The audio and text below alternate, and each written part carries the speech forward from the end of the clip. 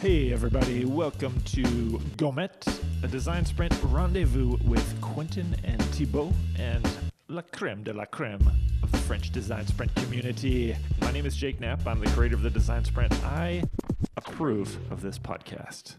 Please enjoy. Bonjour tout le monde, bienvenue pour le 7e épisode de Gomet, le podcast du design sprint francophone. À chaque nouvel épisode, nous invitons un acteur du design sprint francophone à venir échanger avec nous sur son parcours et sa pratique du design sprint. Je m'appelle Quentin et je suis toujours en compagnie de mon frère de Mike, Thibaut. Ça roule mon vieux, ça fait longtemps, comment ça va ? Ça va bien et toi, j'espère que tu vas bien. Je suis super content d'être là et impatient de commencer. Salut Rémi. Bonjour les mecs, merci beaucoup pour l'invitation.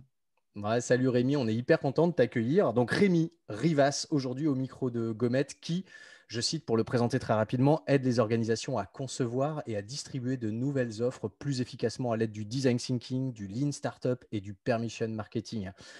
Bon, alors ok, je sais, c'est du copier-coller de ton profil LinkedIn, Rémi. Tu dois te dire qu'on aurait pu faire un petit effort, mais après plusieurs longues minutes passées à essayer de résumer sans succès l'ensemble de tes nombreuses activités et de ton impressionnant track record, j'ai abandonné. Voilà, j'ai abandonné, je sais, je suis faible, mais c'est comme ça, c'est quand même très impressionnant et très difficile. Alors, tout ce que je peux te dire de plus, Rémi, c'est que tu es ce type énervant qui arrive aussi bien à faire des sprints de 1 jour que des giant sprints de 3 jours, mais avec 723 participants.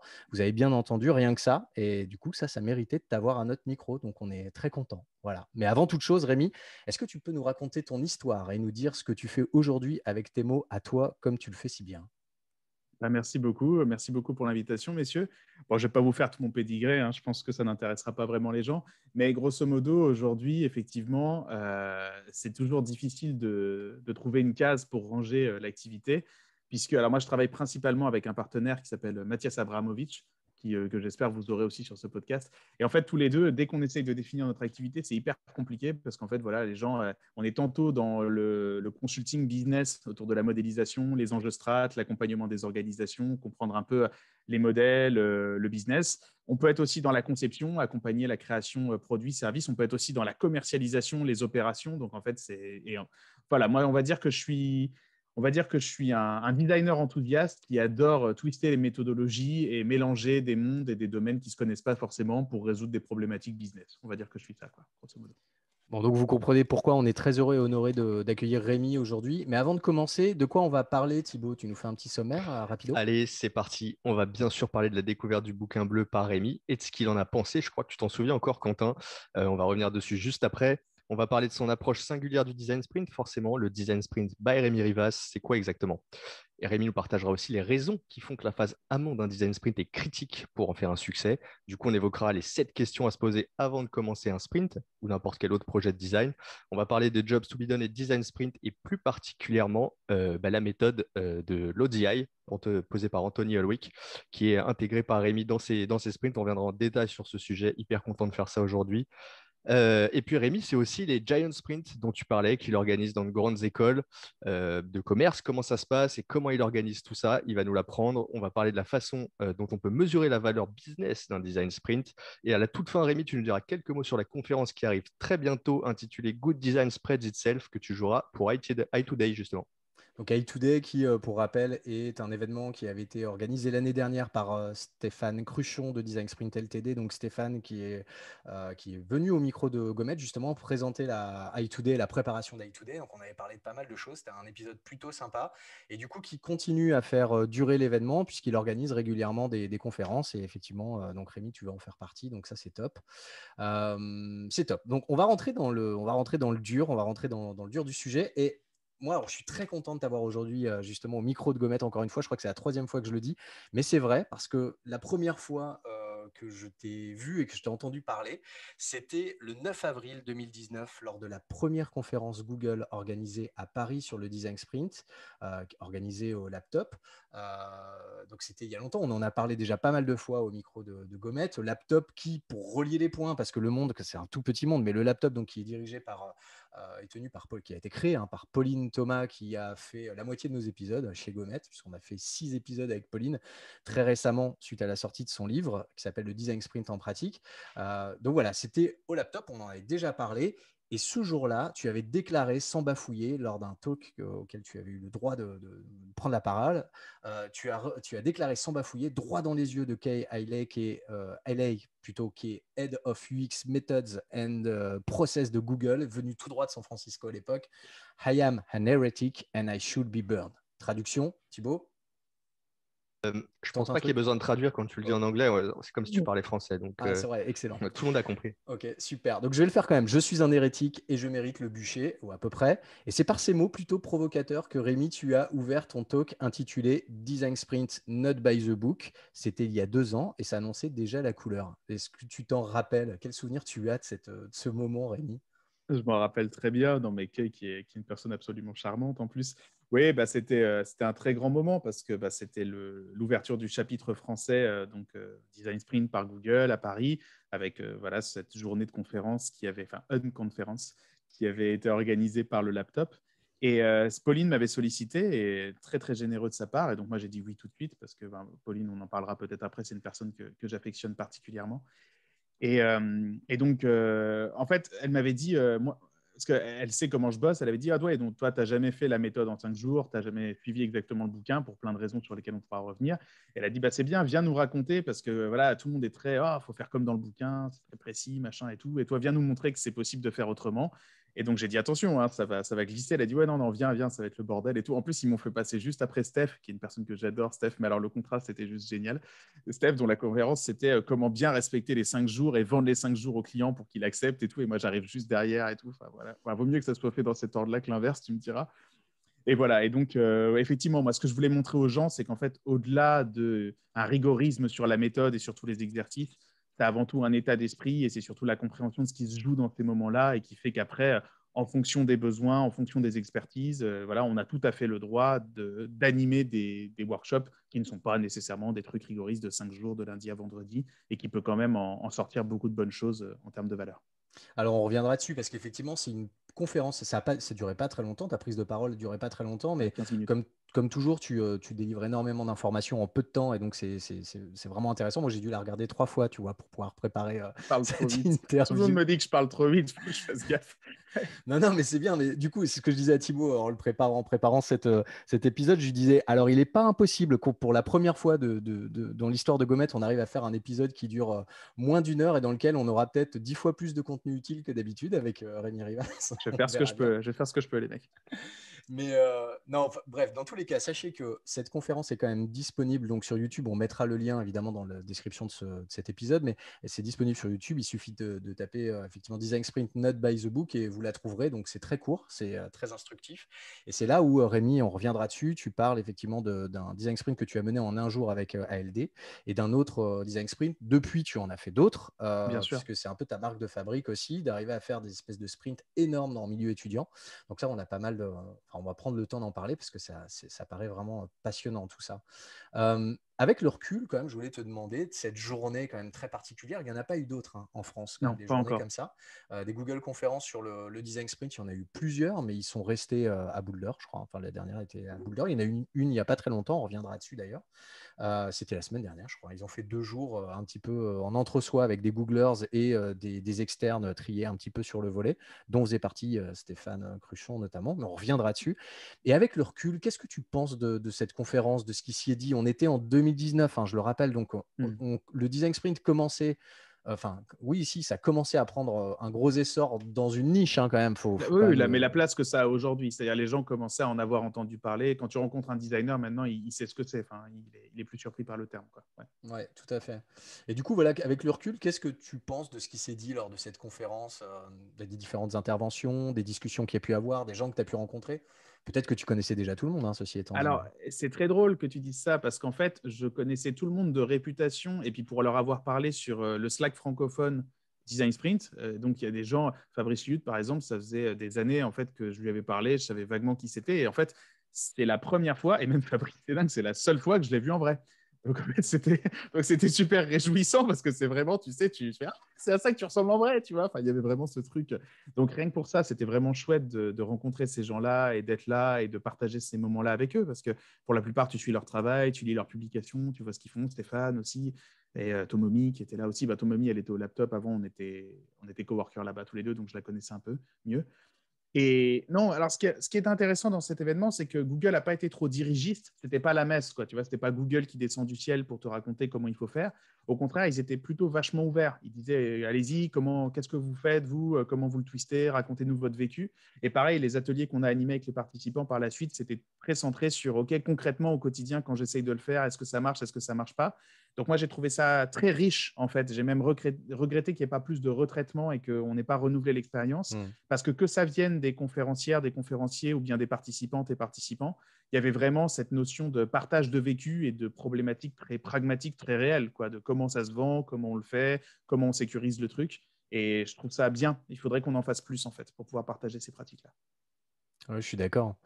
En 2019, tu disais n'avoir pas fait de design sprint traditionnel de 5 jours. Est-ce que tu as pu l'expérimenter depuis?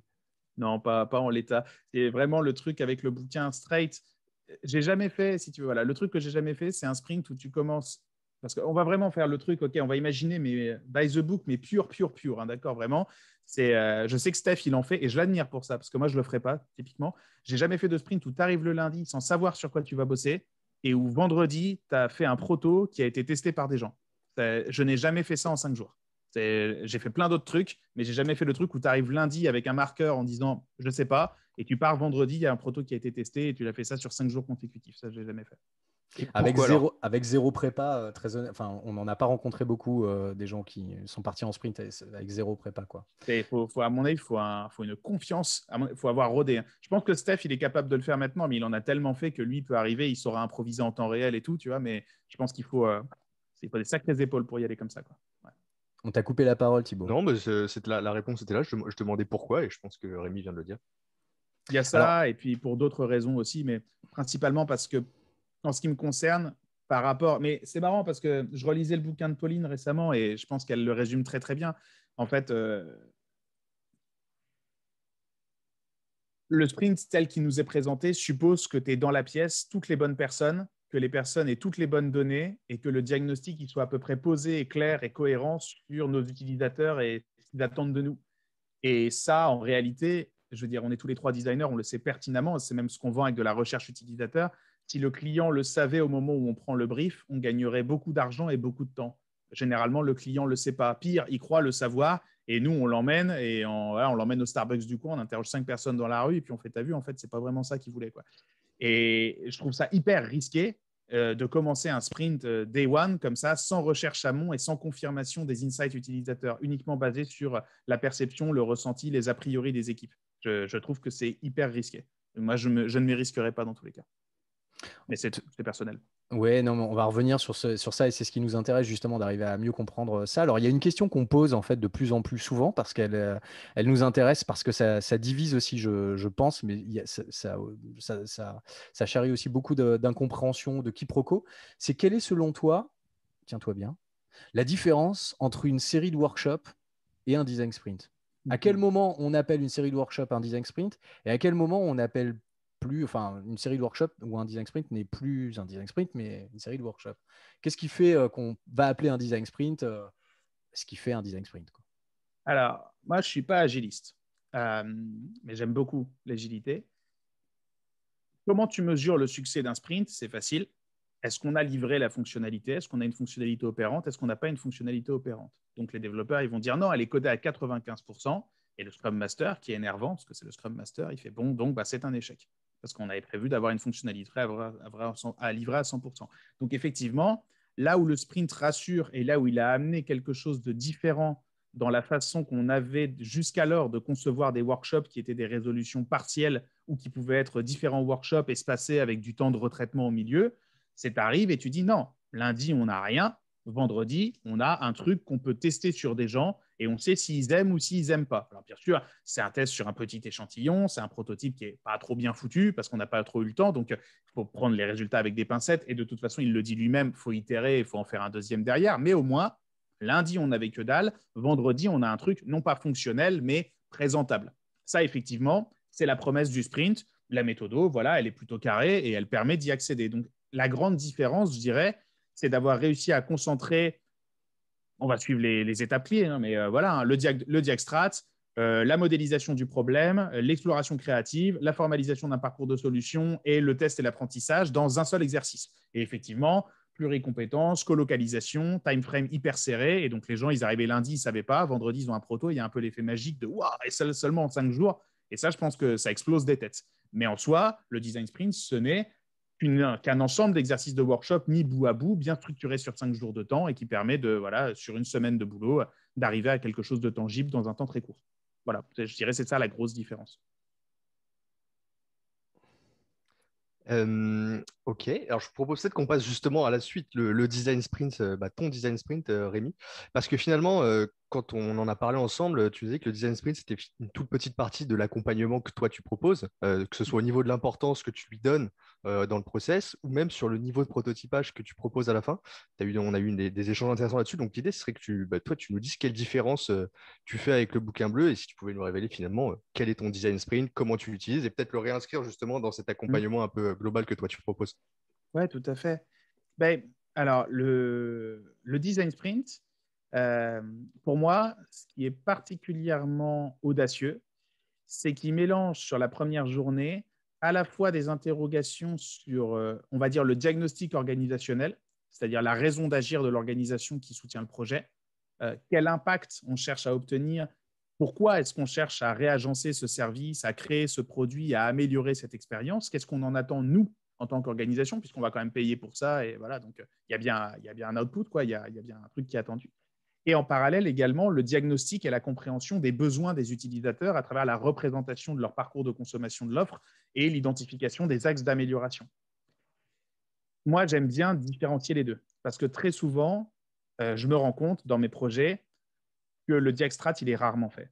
En fait, la plupart des décisionnaires qui viennent te chercher parce qu'ils veulent organiser un sprint, très souvent, c'est assez marrant d'ailleurs parce que je pense que c'est une définition commune du brief. Quand tu es designer et que ton client te briefe et que toi, tu lui fais te briefer de la bonne façon, souvent, tu te rends compte qu'en fait, il est persuadé qu'il veut un truc, mais qu'il ne veut peut-être pas le truc pour les bonnes raisons. Et donc, souvent, tu l'obliges à prendre les 3, 4, 5 pas en arrière en disant « Attends, t'es où en fait? Tu veux aller où ?»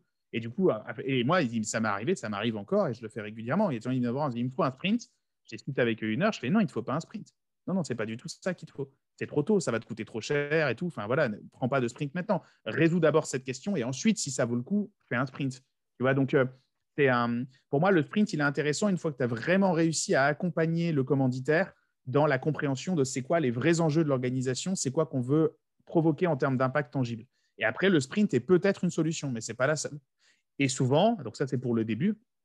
Et après, forcément, ce qui sort du sprint, mais ça, je ne vais pas vous l'apprendre, c'est rarement un truc, si tu veux, que tu pourrais mettre en production demain. Ce n'est pas possible. Il faut du temps de travail. Et souvent, d'ailleurs, ce que tu testes dans un sprint, mais c'est normal. En fait, si tu veux, tu as 2 possibilités. Soit dans un sprint, tu es accompagné d'un designer professionnel qui, lui, va pouvoir vraiment modéliser une maquette, un truc vraiment qui aura un look and feel vraiment d'un truc réel, parce que cette personne-là, elle a été formée au design, parce que ça prend 5 ans, et parce que voilà, ce n'est pas un hasard quand même qu'il a des fondamentaux, des codes visuels, et qui peut te faire une ergonomie pas trop pétée. Soit si c'est les participants qui le font eux-mêmes from scratch, les testeurs, ils trouveront plein de points d'ordre complètement basique sur le plan ergonomique, présentation, wording, couleur, que tu n'aurais pas eu si tu avais pris un designer pro dès le départ, tu vois. Donc, ce que tu testes souvent dans un sprint, ce n'est pas le look and feel du truc, c'est dans l'idée telle qu'elle est présentée, est-ce que la solution elle est pertinente en termes de bénéfices, en termes de fonctionnalité, en termes de transformation. Et après, généralement, pour que ça soit bitable, compréhensible et que ça respecte les normes et les standards, bah, tu files ça à des vrais designers derrière qui, eux, vont se faire chier à faire tous les écrans, toutes les fonctionnalités, tous les boutons, tous les composants. Donc, souvent, il y a aussi un retraitement qui est nécessaire avant qu'on puisse aller plus loin. Donc, c'est pour ça, pour moi, le sprint, c'est vraiment très utile, mais il ne faut pas négliger le fait que ce qui va en sortir, on ne peut pas le développer tel que, il y a un retraitement nécessaire. Et ce qui amène les gens à bosser ensemble, il faut être sûr d'avoir fait le tour du problème de l'organisation. Sinon, tu peux découvrir, moi, ça m'est arrivé au tout début, qu'en fait, on n'est pas en train de bosser sur le bon problème. Et alors, quand tu es en plein sprint et tu découvres qu'en fait, au milieu de ton sprint, tu ne devais pas bosser sur ce problème-là, tu as l'air un peu con quand même. Là, tu sors les rames pour rattraper, mais tu te dis, c'est con, on aurait dû mieux diagnostiquer en amont. On n'aurait pas dû dire oui, on aurait dû être sûr. Quand on a préparé cet épisode, tu as dit aussi à un moment donné, mon premier jour, moi, il dure 3 mois. Oui. C'est à ça dont tu parles, en fait. C'est ça dont tu parles. C'est toute cette prépa amont qui te Bien permet de sûr. sécuriser un petit peu le sprint. Et du coup, Mm. comment tu t'y prends, par exemple? Parce que de ce que tu m'en dis, ça ressemble quand même pas mal tu sais, aux phases de problem framing, Mm. tu vois, dont on entend beaucoup parler depuis plusieurs mois, dont certaines agences même se sont emparées pour arriver justement à faire une excroissance un peu de la Mm. méthode de Jack Knapp, en expliquant voilà comment est-ce qu'on cadre en fait la problématique en amont. Alors, aussi là en essayant de ressortir une sorte de recette avec un process très rassurant pour des designers qui ne seraient pas forcément très expérimentés ou très sûrs d'eux. Toi, comment tu t'y prends généralement? Comment ça se passe concrètement? Oh, moi, j'ai volé tout au Big Free, hein. Moi, c'est facile, hein. Moi, mes outils, c'est… Non, mais clairement, il ne faut pas se mentir. Moi, mes outils, c'est McKinsey, BCG, Bain. C'est de l'analyse strat. C'est-à-dire, c'est vraiment… en fait, en amont, si tu veux, c'est vraiment des questions, mais c'est des problématiques business. En fait, ça relève vraiment de la stratégie organisationnelle. C'est-à-dire, quand tu veux concevoir un bidule qui n'existe pas, il y a toujours une raison. Donc, il y a toujours un mouvement stratégique, il y a toujours une volonté de l'organisation. Ça doit être cohérent par rapport à un ensemble d'indicateurs et par rapport à tout ce qui structure le devenir de cette organisation. Parce que tu ne peux pas t'amuser à lancer 127 produits en même temps, tu ne peux pas t'amuser à targeter 15 audiences en même temps. Donc, il y a une affaire de priorisation dans les projets. De toute façon, en soi, c'est toujours souhaitable parce que si quelqu'un vient te chercher pour faire un sprint et que tu te rends compte que la clientèle qu'il adresse, ce n'est pas prioritaire, le produit qu'il adresse, ce n'est pas prioritaire, le PNL, la ligne budgétaire qu'il adresse, ce n'est pas prioritaire, tu sais qu'il n'aura pas l'argent pour développer son projet à la fin. Parce que l'organisation, elle va dire, OK, on a fait un sprint, c'était trop cool et tout. Ah, on a des protos, c'est bien et tout. Combien ça coûte à chiffrer ça? Ah non, mais ça, on s'en fout, ce n'est pas prioritaire. Hop. Donc, tu dis qu'il ne faut pas sprinter si en face de toi, tu as quelqu'un qui n'aura pas le soutien politique et le budget pour produire la solution en vrai. Parce que le sprint, c'est un certain budget, ça reste raisonnable. Après, il faut construire le truc. Donc, si tu n'es pas sur un sujet prioritaire de l'organisation, tu sais pertinemment que la personne, elle n'aura jamais les devs, jamais le budget, jamais l'accord du codir. Donc, c'est cette question aussi de savoir le sprint, c'est un accélérateur vers un projet qui sera réellement implémenté. On a une ligne budgétaire pour ce projet. Il y a un responsable politique sur ce projet, il y a un sponsor sur ce projet. Parce que rien qu'en fait, quand tu n'as pas validé ça, en fait, tu sprints dans le vide. À la fin, tu fais un démonstrateur, un POC, tout le monde dit on a bien bossé, c'est cool. Ils prennent de la bière et tout. Ils disent c'est bien, c'était du team building. Puis après, ils s'en vont, puis on a juste une maquette, quoi. Puis tu dis putain, c'est cher la maquette, quoi. Et si tu n'as pas ça, par exemple, comment tu t'y prends du coup? Parce que j'imagine qu'il y a quand même pas mal de clients qui n'ont pas réfléchi ou pas dans le détail, tu vois, à ces choses-là où où c'est pas forcément hyper clair. Ils n'ont pas forcément une réponse très très claire à tout ça. Comment est-ce que toi, tu arrives à t'en sortir justement pour arriver à évaluer à quel moment tu peux continuer à avancer vers ce type de méthode ou à quel moment, en fait, tu dois dire stop absolument. Comment tu t'y prends concrètement? Déjà, c'est con, moi. Je vais dire des banalités. Je vais dire des trucs, mais d'une banalité affligeante. Je commence par la fin, mais vraiment par la fin. Donc, en fait, moi, je commence, en fait, le type, je dis, ouais, tu veux un sprint, c'est bien et tout. On en parlera après. Après le sprint, il va se passer quoi, en fait? C'est-à-dire, pourquoi est-ce que moi, j'adapte tous mes sprints et pourquoi est-ce que, avec Mathias, quand on bosse sur des projets, c'est ça vraiment l'obsession qu'on a? Mais c'est parce que notre output, c'est l'input de quelqu'un. Pour qu'un produit devienne vraiment un produit, il faut que notre output à nous, en conception, ça devienne l'input de quelqu'un d'autre. Quelqu'un qui va soit améliorer cette conception, soit passer directement au stade du développement, soit après foutre ça sur une ligne de montage, ou alors mettre ça dans des serveurs et assurer la maintenance. Mais il y a bien quelqu'un qui nous attend derrière. Qui est cette personne? Et moi, souvent, le premier interlocuteur que je veux rencontrer, juste après la direction, c'est cette personne.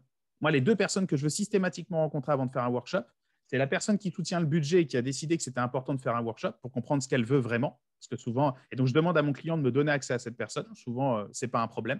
Donc, on y va avec elle, on prépare le truc et tout. Souvent, on fait un premier workshop avec son commanditaire à elle en interne, ce qui est son client. Hein. C'est-à-dire que quand tu bosses en B2B, le client de ton client, c'est son boss. Donc, tu fais un workshop avec le boss pour comprendre, pour aligner le boss, pour être sûr que c'est ça qu'il veut. Petite parenthèse juste sur ce excuse-moi, je te coupe la parole. Petite parenthèse sur ce workshop-là, tu essaies d'en sortir avec quoi comme output concrètement? Ce que je veux comprendre dans ce workshop-là, c'est pourquoi est-ce que la personne qui contrôle le budget et qui contrôle les décisions et les priorités des gens a décidé qu'il était important de travailler sur cette problématique et on va y revenir, c'est assez marrant, quels sont les critères évaluatifs, objectifs et subjectifs qu'elle va utiliser pour savoir que, non pas le sprint, parce que le sprint en soi, elle s'en fout, mais ce qui va résulter du sprint correspond à ce qu'elle attend. Donc, comment est-ce qu'elle va mesurer la valeur de ce qu'on aura produit? Donc, qu'est-ce qu'elle va chercher intentionnellement à la fin de notre action pour dire maintenant, je voulais ça dans le monde, vous l'avez mis dans le monde et ça marche comme je le voulais. J'ai bien fait de vous faire confiance, j'ai bien fait de vous donner du pognon, on a bien fait de sprinter parce que le sprint en lui-même, j'en ai rien à foutre, mais ce qui vient du sprint, Ça m'intéresse. Donc moi, ce que je veux comprendre, c'est qu'est-ce qu'elle veut en conséquence de mon sprint. Parce que le sprint en lui-même n'est pas un livrable. Le sprint est une méthode pour parvenir à un livrable. Donc moi, je veux comprendre qu'est-ce qu'elle veut. Et ensuite, quand j'ai compris ce qu'elle veut, et à moins que, de toute façon, moi, je ne suis pas développeur, donc au bout d'un moment, même si je spécifie tout au pixel, à un moment donné, il y a un développeur qui va récupérer le truc. Donc moi, je dis, OK, c'est très bien. Qui va récupérer ce qu'on va faire pour le changer en vrai truc qui fonctionne, si c'est du produit numérique? Souvent, c'est du produit numérique. Donc, soit il me dit, c'est mon gars en interne, soit il me dit, c'est notre agence prestataire. Et je dis, on va immédiatement aller rencontrer cette personne. Parce que moi, je suis au service de cette personne. Moi, mon boulot, c'est donner à cette personne la totalité des spécifications dont elle a besoin pour changer toutes les idées qui vont sortir et toute la volonté qui va sortir de ça en trucs tangibles. Et donc, je deviens le meilleur ami de cette personne. Et quand j'ai l'aval de cette personne et qu'elle me dit « tu peux y aller avec ton sprint, moi je m'en fous, sortez-moi n'importe quoi, mais pourvu que ça rentre dans ce framework et déconnez pas là-dessus et s'il te plaît, livre-moi des trucs à ce truc-là », moi à la fin, je lui fais ses livrables, je lui dis « t'as vu, tu voulais… » Eh ben voilà, c'est comme tu voulais. Et il fait « merci ». Et là, ils peuvent commencer à les intégrer. Pour moi, ça, c'est les deux trucs. Si tu les as pas, ton sprint, 9 chances sur 10 qu'il arrive sur rien. Soit parce que le commanditaire, il ne voit pas pourquoi on a payé ça, parce que ça n'a aucun lien avec ce que l'organisation, elle veut. Soit parce que la technique, en fait, elle dit, bah, vous êtes gentils, les mecs, mais on ne sait pas faire ça, quoi. Un robot qui vole et qui sert de la bière, c'est génial et tout. Enfin, revenez dans 10 ans, mais pour l'instant, on n'a pas les brevets, tu vois. Bon, bah, c'est bien marré. On a imaginé un robot qui vole et qui sert de la bière. C'est cool, mais ça n'a pas contribué au succès de l'organisation dans les 3 prochaines années, quoi. Et petite précision par rapport à ce que tu nous dis là, quand on a préparé l'épisode, tu disais en fait il faut prototyper la pub et tu faisais référence à Steve Blank en disant ça. Du coup, par rapport à ce que tu me disais là, où finalement tu es très sensible au sujet tech, puisque tu vas aller demander à cette personne ce que tu dois livrer, j'imagine qu'en fait ce que tu dis, c'est qu'il y a un peu 2 niveaux de prototype à la fin et peut-être même 2 niveaux de sprint. Du coup, est-ce que Complètement. tu peux rentrer dans ce détail et nous dire un peu comment tu vois les Oui, choses? bien sûr. Ben, souvent, en fait, si tu veux, alors, tu as plusieurs cas de figure.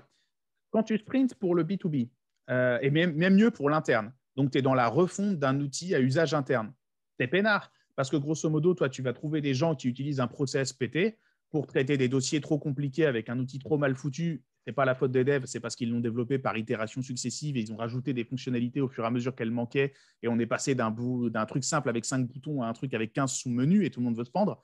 Donc, toi, tu es là pour simplifier ça. Donc, ça, c'est le cas d'usage le plus simple parce que tu as tout sous la main. Tu as tes utilisateurs dans la boîte, c'est des experts de ton procédé et à la fin, tu sais à peu près comment il faut réagencer le truc et ils peuvent s'en occuper eux-mêmes en interne. Donc, ça, c'est royal. Après, tu as des sprints plus compliqués où tu dois sortir des produits. Alors, on sait déjà que c'est des produits logiciels, des produits type solutions applicatives, tout ça, sur du grand public. Donc là, souvent, tu fais de l'interface, tu fais du how it might work, etc.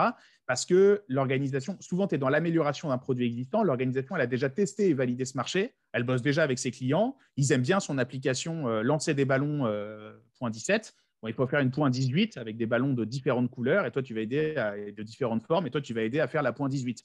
Donc, tu es dans un système connu. Les gens, ils aiment bien ce que tu fais. Ils donnent de l'argent en échange. Le business est validé. Il y a un business qui tourne autour de ça. Et puis, il y a les startups. Les startups, c'est marrant. Parce que les startups, c'est une bande de 3 optimistes à poil dans un garage, en substance. Et eux, ils disent je pense qu'il y a des vrais clients de la vraie vie avec du vrai argent qui auraient potentiellement besoin de ce qu'on a imaginé pour eux. Et eux, ils n'ont pas testé le marché économique. Donc, eux, ça ne sert à rien qu'ils aillent trop loin dans les spécifications et dans le produit parce qu'ils ne savent même pas encore si quelqu'un l'achèterait. Et donc, le comble du Lean Startup, quand il est bien pratiqué, et surtout, il faut arrêter de dire Lean Startup, le comble du Customer Development, et Steve Blank pour ça, Steve Blank is my daddy, moi, j'ai aucun problème avec ça, magnifique Steve Blank, il va te dire, Steve Blank, d'abord, tu vends la solution. Une fois que tu l'as vendue, tu t'emmerdes à la spécifier et la développer, mais d'abord, tu la vends. Et c'est en ça que les startups, dans un premier temps, nous, on les encourage, on fait ça avec HEC, on les encourage beaucoup à penser comme ça. Le premier truc à tester, c'est l'attraction. Enfin, c'est ta proposition de valeur et ta traction. Donc, c'est de dire, si qu'on faisait qu'une solution qui ferait ça, qu'on a fait 3 beaux écrans pour te montrer une landing page comme si que c'était vrai, est-ce que tu laisses ton mail? Est-ce que tu laisses ta CB? Est-ce que tu en veux? Est-ce que tu nous rappelles? Parce que si on n'est même pas foutu de générer de la demande commerciale en te montrant juste un ersatz de trucs, pourquoi tu veux qu'on s'emmerde à faire le menu login, la home page et tout le bordel? Ça n'a aucun intérêt. Donc, quand tu es à ce niveau-là, ce que tu veux valider, en fait, c'est l'existence de clients potentiellement prêts à dépenser quelque chose pour acheter cette solution. Donc là, tu ne vas pas du tout dans le même niveau de rendu. Ce que tu vas structurer, surtout, c'est l'argumentaire commercial. Ok, donc toi, ça va être c'est le cadrage que tu fais en amont, c'est donc d'arriver à bien comprendre quelle est l'intention derrière pour ensuite rediriger ton client soit vers l'une ou l'autre des stratégies. On est d'accord en gros, c'est ça. Selon que mon client, ils veulent sortir un nouveau produit qui n'a jamais existé. Mais après, une nouvelle fois, ça dépend. Parce que, regarde, réponse de consultant, ça dépend. Réponse de coach, je ne sais pas, qu'est-ce que tu en penses, toi? Donc la réponse de consultant, ça dépend. Si mon client, c'est rarement le cas, mais ça arrive, il faut rendre à César. Si mon client il a bien fait ses devoirs, si mon client il a fait sa recherche marché comme un pro, s'il a des insights qualitatifs, s'il a pré-testé des propositions de valeur et qu'il voit que c'est dans cette direction qu'il voudrait sortir un produit ou un service et qu'il a déjà validé ça et qu'il sait qu'il y a une traction économique et des gens qui attendent un produit et un service, là, c'est royal. Là, on va juste spécifier le produit, le service attendu et sortir un truc qui aura la tête qu'il faut que ça ait. Si le client il dit « je pense que des gens le voudraient, mais je ne suis pas tout à fait sûr », là, on ne va pas s'emmerder trop à se dire « il faudrait que ce soit une solution géniale en 17 écrans avec machin, machin, machin ». On va déjà juste se dire « ok, mais c'est quoi les bénéfices prioritaires? C'est quoi, en fait, qu'est-ce que tu vends vraiment en fait? C'est quoi le truc qu'il faut vendre aux gens pour les intéresser en fait? Où est la différence? C'est quoi le produit ?» Et une fois qu'on aura validé que c'est ça le produit, on va s'amuser à imaginer comment il fonctionne. Il y a d'abord une validation intermédiaire qui est nécessaire. Alors, ce que tu dis, je trouve ça fascinant et hyper intéressant pour plein de raisons. Et tu le dis hyper bien. Et moi, je vais bafouiller un peu plus que toi parce que voilà, j'ai pas le même cerveau. Mais Non, je t'en prie. non, mais ce qui est vraiment intéressant là-dedans, et je pense que ça, c'est vraiment un point sur lequel il faudra même, je pense, Thibaut, qu'on trouve un format pour en parler vraiment dans le détail et qu'on prenne le temps de l'approfondir avec des gens comme Rémi, avec d'autres gens aussi qui peuvent avoir des moyens vraiment très pratico-pratiques pour avoir abordé ces sujets-là. Mais j'avais envoyé naïvement, parce que j'aime bien poser des questions un peu naïves, comme ça, j'avais envoyé un petit mail à Jack Knapp comme ça en me disant peut-être qu'il me répondra sur le sujet, en lui posant la question. En lui posant la question, et d'ailleurs, c'est quelqu'un de très gentil qui répond très facilement. Donc, voilà, vous pouvez y aller, allez-y, envoyez-lui des mails. Mais je lui avais posé la question, je lui avais dit justement, j'ai dit, écoute, en gros, Jake, j'ai lu un petit bouquin qui s'appelle, le bouquin d'Alberto Savoia, qui s'appelle The Right It. Prototyping. Voilà, le prototyping, qui est en gros une méthodologie qui permet justement d'aller tester l'attraction du marché en allant chercher des preuves tangibles, réelles, non biaisées sur le marché de l'attraction, justement. Avant de faire quoi que ce soit, exactement tout ce que tu viens de dire. Et je lui dis, il y a un truc qui est effectivement fondamental là-dedans, et c'est à quel moment, en fait, comment tu fais pour ne pas survendre? Et il m'a dit, effectivement, il ne faut pas survendre la méthodologie Design Sprint et les tests utilisateurs à la fin, pour pas que tu aies un client qui se dise, OK, on a testé auprès de 5 personnes une proposition de valeur, dont on a l'impression, parce qu'il y a plein de biais qui rentrent en jeu, on en avait parlé avec Pauline aussi, on est dans un contexte de test utilisateur qui est un contexte extrêmement… tout est biaisé d'une certaine façon. Labo. Il faut savoir c'est labo, voilà, c'est labo. Donc c'est biaisé, il faut savoir lire les biais, il faut savoir interpréter les bonnes choses et il faut savoir en tirer les bons enseignements. Donc faire le tri entre les faux positifs, les faux négatifs, etc. Ce qui n'est pas une mince affaire, hein, ce qui est quand même, c'est quand même un métier quand même au départ. Et du coup, on peut arriver avec un effet inverse. Moi, ça m'est déjà arrivé de le constater chez des clients où en fait ils observent, ou ils ont envie d'observer parce que tu as le biais de confirmation, ils ont envie d'observer en fait une confirmation du marché auprès de ces 5 utilisateurs. Et du coup, derrière, ils partent mis en tête en se disant, OK, on va aller développer le MVP, cette solution, c'est génial, merci, on a la réponse. Ouais. Le pire, c'est d'effectivement, il ne faut surtout pas le faire, et je crois qu'on en avait parlé lors de ces podcasts, mais surtout pas demander à l'issue d'une phase de test utilisateur en mode labo de dire est-ce que demain vous achèteriez cette solution, est-ce que vous la téléchargeriez, etc. Parce que là, il y a plein de bonnes raisons pour un testeur qui attend de toucher son chèque de 50 balles qui a 5 minutes. Dire non. Mais qui va dire non? Alors, à part si ta solution est vraiment pérave. Mais même si ta solution est pérave, tu es en face de toi et c'est ton enfant. En plus, le gars, il sait que c'est toi qui l'as spécifié. Tu penses vraiment qu'il va dire non, c'est pourri? Il va dire mais ton bébé est magnifique, mon gars. J'ai jamais vu un bébé aussi bien parce qu'il est bien élevé, tu vois. C'est la base. Tu vois. Et du coup, c'est hyper important d'arriver à comprendre ça. C'est d'arriver à bien comprendre les limites effectivement d'un design sprint, aussi la puissance, la force d'un design sprint. Bon, ça, on en est tous très convaincus. Mais les limites derrière, voilà, de ce type d'exercice. Et tu l'as dit au départ, c'est pas une fin en soi. C'est quelque chose qui doit s'inscrire dans une démarche de design, une démarche de recherche marketing beaucoup plus globale, de proposition de valeur beaucoup plus globale. Mais je pense que c'est important, et tu l'as super bien dit quand même, de bien pointer du doigt ces limites-là, quoi. Voilà, c'est ça.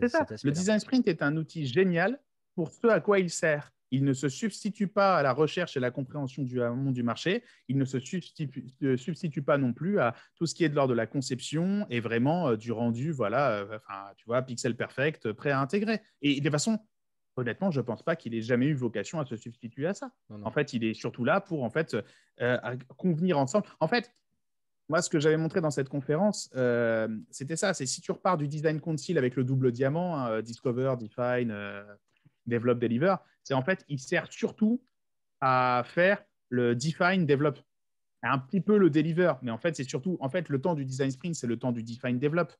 tu peux pas vraiment faire le discover dedans, c'est compliqué. Ou alors pour ramener des utilisateurs le jour 1, c'est particulièrement complexe. Donc souvent, tu l'as fait en amont, tu l'as spécifié. Et le deliver, tu peux aller un peu loin avec le truc ClickLab, mais t'es pas du tout, enfin, t'es pas prêt à passer en déploiement, quoi, tu vois, du tout.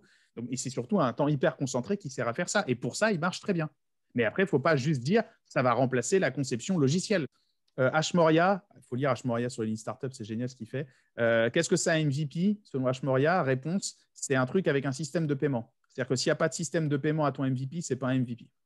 Déjà, ça, moi, j'aime beaucoup, parce que voilà, c'est tout. Si le mec ne peut pas payer par carte pour l'acheter à la fin, en fait, ce n'est pas un MVP. Et le deuxième truc que j'adore, alors ça, je ne sais plus de qui je tiens cette anecdote, je crois que je l'ai lu sur le blog de Jeff Goldelf, mais je ne me rappelle plus.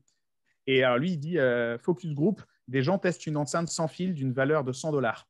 Et ils disent tous c'est génial, c'est un produit de dingue, le son est super, l'autonomie de la batterie est super, je l'achèterai. Le produit est fini, hein, tu vois. Et à la fin, on leur dit OK, c'était ça le vrai test. Est-ce que vous voulez un bon Walmart de 30 balles ou l'enceinte qui vaut 100 balles? Tout le monde prend le bon Walmart. Et là, tu sais que tu as un problème. Là, tu sais que tu as un problème manifeste avec ton produit, en fait. Tu vois. Et voilà, c'est très dur de tester en labo est-ce que les gens achèteraient. Parce qu'en fait, c'est pas dans le labo que ça se passe. C'est dans la vraie vie, quoi. En fait, tu peux commencer à avoir des indices. Un sprint peut te donner des indices. Un sprint peut même être contenir de très bons exercices pour arriver justement à trouver des bonnes stratégies, des bons dispositifs pour aller tester cette appétence. Mais il faut effectivement bien comprendre les limites. Et là, du coup, je fais une petite parenthèse aussi pour ceux que ça pourrait intéresser dans l'audience. Il y a en ce moment donc un engouement de plus en plus important justement sur le prototyping. Le bouquin de Savoya est sorti il y a déjà quelques temps, mais si on regarde sur LinkedIn, il y a une petite communauté de niche dans la niche de designers qui commence à s'emparer un petit peu de ce process-là parce qu'il a quand même fait un super travail. Ils ont un Slack, hein, il faut aller voir le Slack anglophone. Tout le monde peut rentrer dessus. Vous pourrez mettre le lien d'invitation, je peux vous l'envoyer. Tout le monde est tout à fait. Et alors, Savoya a fait des super vidéos en plus sur YouTube. Il est hyper marrant aussi comme bonhomme et il est très très bon. Il faut savoir qu'au départ, il l'explique dans son bouquin, son métier, sa mission, ça a été d'analyser toutes les erreurs, tous les échecs que Google a pu réaliser dans la conception et l'innovation de nouveaux produits. Et ça l'a amené justement à réfléchir sur la causalité de ces échecs et du coup, comment est-ce qu'on pouvait justement battre la bête de l'échec. C'est comme ça qu'il Beast of Failure, je crois que c'est comme ça qu'il l'appelle. Et bref, on va pas rentrer. Tout sonne tellement mieux en américain. Oui, tout à fait. Hein. Ça faisait pourri en français, mais là, on dirait le nom d'un groupe de métal. Tu vois. OK. Ouais, et du coup, ce qui est intéressant, c'est que là, on en a déjà parlé aussi, Robert Scrope de Dallas Design Sprint, là, qui en ce moment fait pas mal de petites conférences parce qu'il a essayé, sur ces derniers mois, il a fait pas mal d'expérimentations avec un petit peu plein de gens pour arriver à faire une espèce d'hybridation entre la méthode un peu Design Sprint et la méthode prototyping pour justement essayer de voir comment on peut agencer les deux intelligemment. C'est-à-dire, d'un côté, effectivement, tester le plus rapidement possible l'attraction du marché. Là, on n'a pas besoin de prototype au sens où on l'obtient effectivement à la fin d'un design sprint. Et puis de l'autre, comment est-ce qu'on peut accoucher d'une formalisation plus tangible de ce que serait le produit véritablement. Donc ça, c'est une chose. Je rebondis sur ce que tu viens de dire, parce que juste, Kate en parlait pendant la conférence, le chapitre français. Il y a Tom Chi aussi, qui a fait son sprint à lui. Tom Chi, c'est un mec, il a une conférence TED où il te montre comment il prototypait des trucs chez Google. C'est hilarant. Et lui, en fait, son sprint, c'est. Tu parles des Google Alors lui, il faut, tu sais, et puis avec les mouvements, le tableau et tout, tu vois. Yes. Et lui, son sprint, c'est facile, c'est que du prototypage. C'est-à-dire, lundi, tu prototypes, 2 heures après, tu fais un test, tu améliores ton prototype, 2 heures après, tu fais un test. Et en fait, son truc, c'est que au début, tu commences, on fait quoi? On prototype, tu vois, tu commences à manipuler et faire des trucs tangibles. Première minute du truc, tu vois, lui, il l'a carrément shifté comme ça. Quoi, tu vois. Alors, il y a un super article, du coup, Rémi, je l'avais lu, ton article, effectivement, où tu parles de ça, de l'approche de Tom Chi sur les Google Glass. Il en parle, comment ils ont pu effectivement prototyper au départ ce qu'ils avaient besoin de prototyper pour apprendre, en fait, ce qu'ils avaient besoin d'apprendre. Ils n'avaient pas besoin de rentrer dans la technique. Non. Donc, on ne va pas rentrer dans le détail, mais c'est passionnant. Je vous invite à aller donc, sur le site de Rémi. Je t'enverrai le lien de l'article si tu veux. Ouais. Et il y a la vidéo aussi, effectivement. Mais du coup, ça, je pense que c'est intéressant. Ouais. Mais tous ces sujets-là sont absolument passionnants. Avant d'aller un petit peu plus loin, je ne sais pas, peut-être Thibaut, tu avais quelque chose à dire. Sinon... Ouais, je voulais juste approfondir un truc avec toi, Rémi.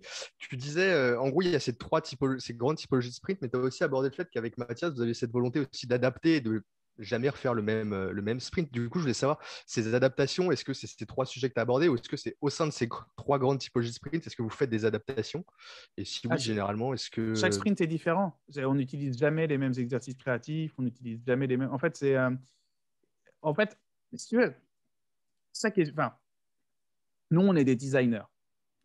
Donc, on veut faire des trucs. Donc, quand on sait ce qu'on veut faire, on se démerde pour faire l'ensemble des trucs qu'il fallait faire avant pour y arriver. Et donc, forcément, comme chaque organisation est dans un contexte spécifique, avec des règles, avec des divergences, avec tout un ensemble de contraintes qui lui appartient, et comme ce n'est pas les mêmes personnes qui vont les recevoir pour produire le truc à la fin, moi, ce que je me vois comme un pont entre la vision stratégique et l'exécution et la prod. Donc, moi, mon pont, je l'adapte à chaque fois en fonction de mon point de départ et mon point d'arrivée. Donc, en fait, chaque sprint, c'est une mission unique où on fout des exercices uniques, des gens uniques d'une certaine façon, qui est ce que je pense être. Alors, parfois on se trompe d'ailleurs, on corrige en temps réel. Enfin, vous connaissez ça aussi bien que moi, c'est la facilitation. Le pont le plus optimal entre le point de départ et le point d'arrivée de l'organisation, quoi. Donc, moi, c'est ça. Chaque sprint est unique parce que j'aurais tort de m'adosser sur un standard et un truc infaillible si je pense que là, cette customisation, elle offre plus de chances au fait qu'on arrive à quelque chose. C'est juste ça, quoi. Donc, chaque sprint est vu comme une mission unique, quoi. Je t'écoute et ça me fait réfléchir, réagir à un truc parce que moi j'adore l'idée que les sprints soient customisables, qu'effectivement le fait de ne pas rester enfermé dans un process qui va te dire ce qu'il faut faire dans n'importe quelle circonstance et que one size fits all d'une certaine façon. On a passé 6 épisodes, quasiment plus de 9 heures d'enregistrement de podcast avec Pauline à en parler justement de ça, du sort de design system qu'elle a pu mettre, de design sprint system qu'elle a pu mettre en place justement à travers son bouquin et qu'elle partage. Et en même temps, je me dis, ok, ça c'est vraiment top parce qu'effectivement, ça te permet de vraiment t'adapter à n'importe quelle situation, n'importe quelle condition, etc. Et en même temps, donc c'est forcément quelque chose qui est intéressant et qui est bien à faire, c'est pas un souci. En même temps, moi j'en ai réalisé quelques-uns, des sprints, et je l'ai toujours réalisé soit des 4 ou des 5 jours. Donc des 4 jours à la IGN Smart ou des 5 jours plutôt à la Google, alors, en faisant des adaptations à l'intérieur, mais ça reste des adaptations quand même relativement à la marge, dans des contextes qui étaient très différents, avec des niveaux de maturité qui étaient très différents par rapport à ce que tu dis justement sur où est-ce qu'on veut aller, est-ce qu'on a déjà une équipe prédéfinie, est-ce qu'on a un budget. La plupart du temps, ce n'est pas vraiment le cas, ils n'ont pas vraiment de budget, et je ne pouvais même pas trop leur en vouloir parce qu'ils ne savaient pas exactement ce qu'ils voulaient. Donc, bref, mais ce qui est par contre intéressant, c'est que même avec ce format-là, et je pense que c'est aussi ce que doit défendre Steph, peut-être je m'avance un petit peu, mais quand on en parlait, il me semblait que on ressentait à peu près la même chose là-dessus, c'est que malgré tout, quel que soit le contexte, dans tous les cas, tu vas faire des progrès phénoménaux à ton client. Même si c'est un peu imparfait, hein. Je veux dire, en fait, il y a quand même un des mantras dont parle Google, ils le font très bien, mais Jack Knapp notamment dans le bouquin, qui est de dire il faut être complètement à l'aise avec l'imperfection d'une certaine façon, avec le fait qu'on va traverser un certain nombre d'étapes sans être tout à fait sûr de ce qu'on va dire ou des hypothèses qu'on va prendre, des résultats qu'on va obtenir. Mais dans tous les cas, ce dont on est sûr, c'est qu'en suivant en fait pas à pas aussi cette méthodologie d'une certaine façon, qui est hyper safe, on va quand même vous permettre d'obtenir des résultats et d'obtenir une progression qui va être fulgurante par rapport au point de départ que vous aviez. Après, je suis d'accord avec toi. Je pense que effectivement, plus tu sécurises en amont, et c'est vrai que moi, je suis pas un ayatollah de la sécurisation en amont. C'est-à-dire que s'il y a des choses, et c'était une des questions que je t'ai posées juste avant, mais s'il y a des choses qui restent encore un petit peu floues, en fait, je vais avoir tendance à accepter justement l'incertitude. Enfin, mon curseur, il va être très très bas en fait pour accepter l'incertitude, justement parce que je sais qu'à l'issue du sprint, on va pouvoir rediscuter entre grandes personnes, d'une certaine façon. Oui. Parce que ça va leur permettre de progresser. Et aussi parce que le sprint, sans leur survendre, en leur disant à la fin, vous allez avoir un MVP, je leur dis, mais en fait, le sprint, ça va être aussi l'occasion de vous aligner. Vous allez faire des erreurs. Oui, c'est ton cadrage. En fait, vous aligner. Tu vends le sprint en cadrage, ce qui n'est pas nécessairement une mauvaise chose. Et moi, j'ai rien contre ça du tout. Il faut juste que ça soit clair. C'est-à-dire qu'en fait, si tu vends le sprint comme, et moi, ça m'est arrivé de le faire, il n'y a pas de souci, comme on va vous foutre ensemble dans la même pièce et on va avoir prévu des séquences de communication et d'expression pour que vous fassiez de l'heuristique et que vous modélisiez des trucs en commun et que vous voyez les mêmes choses pour vous mettre d'accord et vous aligner sur un truc à faire. Et c'est ça qu'on essaie de produire. Moi, j'ai aucun problème avec ça. Il ne faut juste pas dire au client que il va sortir avec une application qu'il pourra foutre sur le store et lundi, on peut la vendre, quoi. Il ne faut pas survendre le truc, mais ça peut servir à ça, ça doit servir à ça et c'est une très bonne chose. Ok, je voulais revenir aussi sur un truc, tu en parlais tout à l'heure, pour faire juste un petit partage d'expérience. Alors peut-être, je suis moins force de conviction que toi, et pour tous les auditeurs qui nous écoutent, qui sont moins force de conviction auprès des clients, ont peut-être un petit peu moins de charisme et qui arrivent un peu moins à les raisonner, parce qu'il y a des clients qui sont têtus, il y en a beaucoup. Oui, et on se retrouve aussi avec beaucoup de clients qui se disent, j'ai une super idée, j'ai absolument envie de faire ce truc, ça va défoncer, et on va faire un design sprint juste pour l'accélérer. Et moi, je sais que ces discussions-là, j'essaie de les avoir, j'essaie de le raisonner, j'essaie de lui dire, OK, ta conviction, en fait, ton intuition, elle est basée sur quoi? Quelles sont les preuves tangibles qui montrent que ta conviction, tu penses elle va venir performer avec l'espoir que tu exprimes sur le marché? Et il y a quand même plein de fois, comme tu le dis, où les clients n'ont pas fait leur devoir tout à fait, ou alors leur justification, tu sens qu'elles sont un petit peu bancales. Néanmoins, il y a un moment donné où tu leur dis, bon, ok, on peut partir en sprint avec ça. Par contre, sachez que moins en fait vous aurez sécurisé votre sprint, plus vous risquez le fait d'obtenir des résultats qui vont être décevants pour vous. Ça ne veut pas dire que vous n'aurez pas progressé, mais ça peut potentiellement être une déception. Ça m'est arrivé, moi, d'accompagner un sprint sur 2 sprints consécutifs, où au départ, effectivement, on avait prévu de faire un design sprint, puis une sorte de design sprint qui était plus en mode raffinage pour sortir un MVP avec des spécifications fonctionnelles pour sortir ensuite en production, etc., parce qu'il était très confiant. Et je lui avais dit, ce qu'on peut faire dans tous les cas, c'est faisons ce premier design sprint pour essayer de valider déjà s'il y a un usage par rapport à ce que vous avez imaginé. Et le deuxième, si c'est le cas, si on arrive à le valider, alors le deuxième, effectivement, on fera une sorte de sprint pour définir. Alors, il sera un petit peu différent dans la forme et dans le fond, mais l'idée, ce sera de définir une sorte de MVP à l'issue de ce deuxième sprint.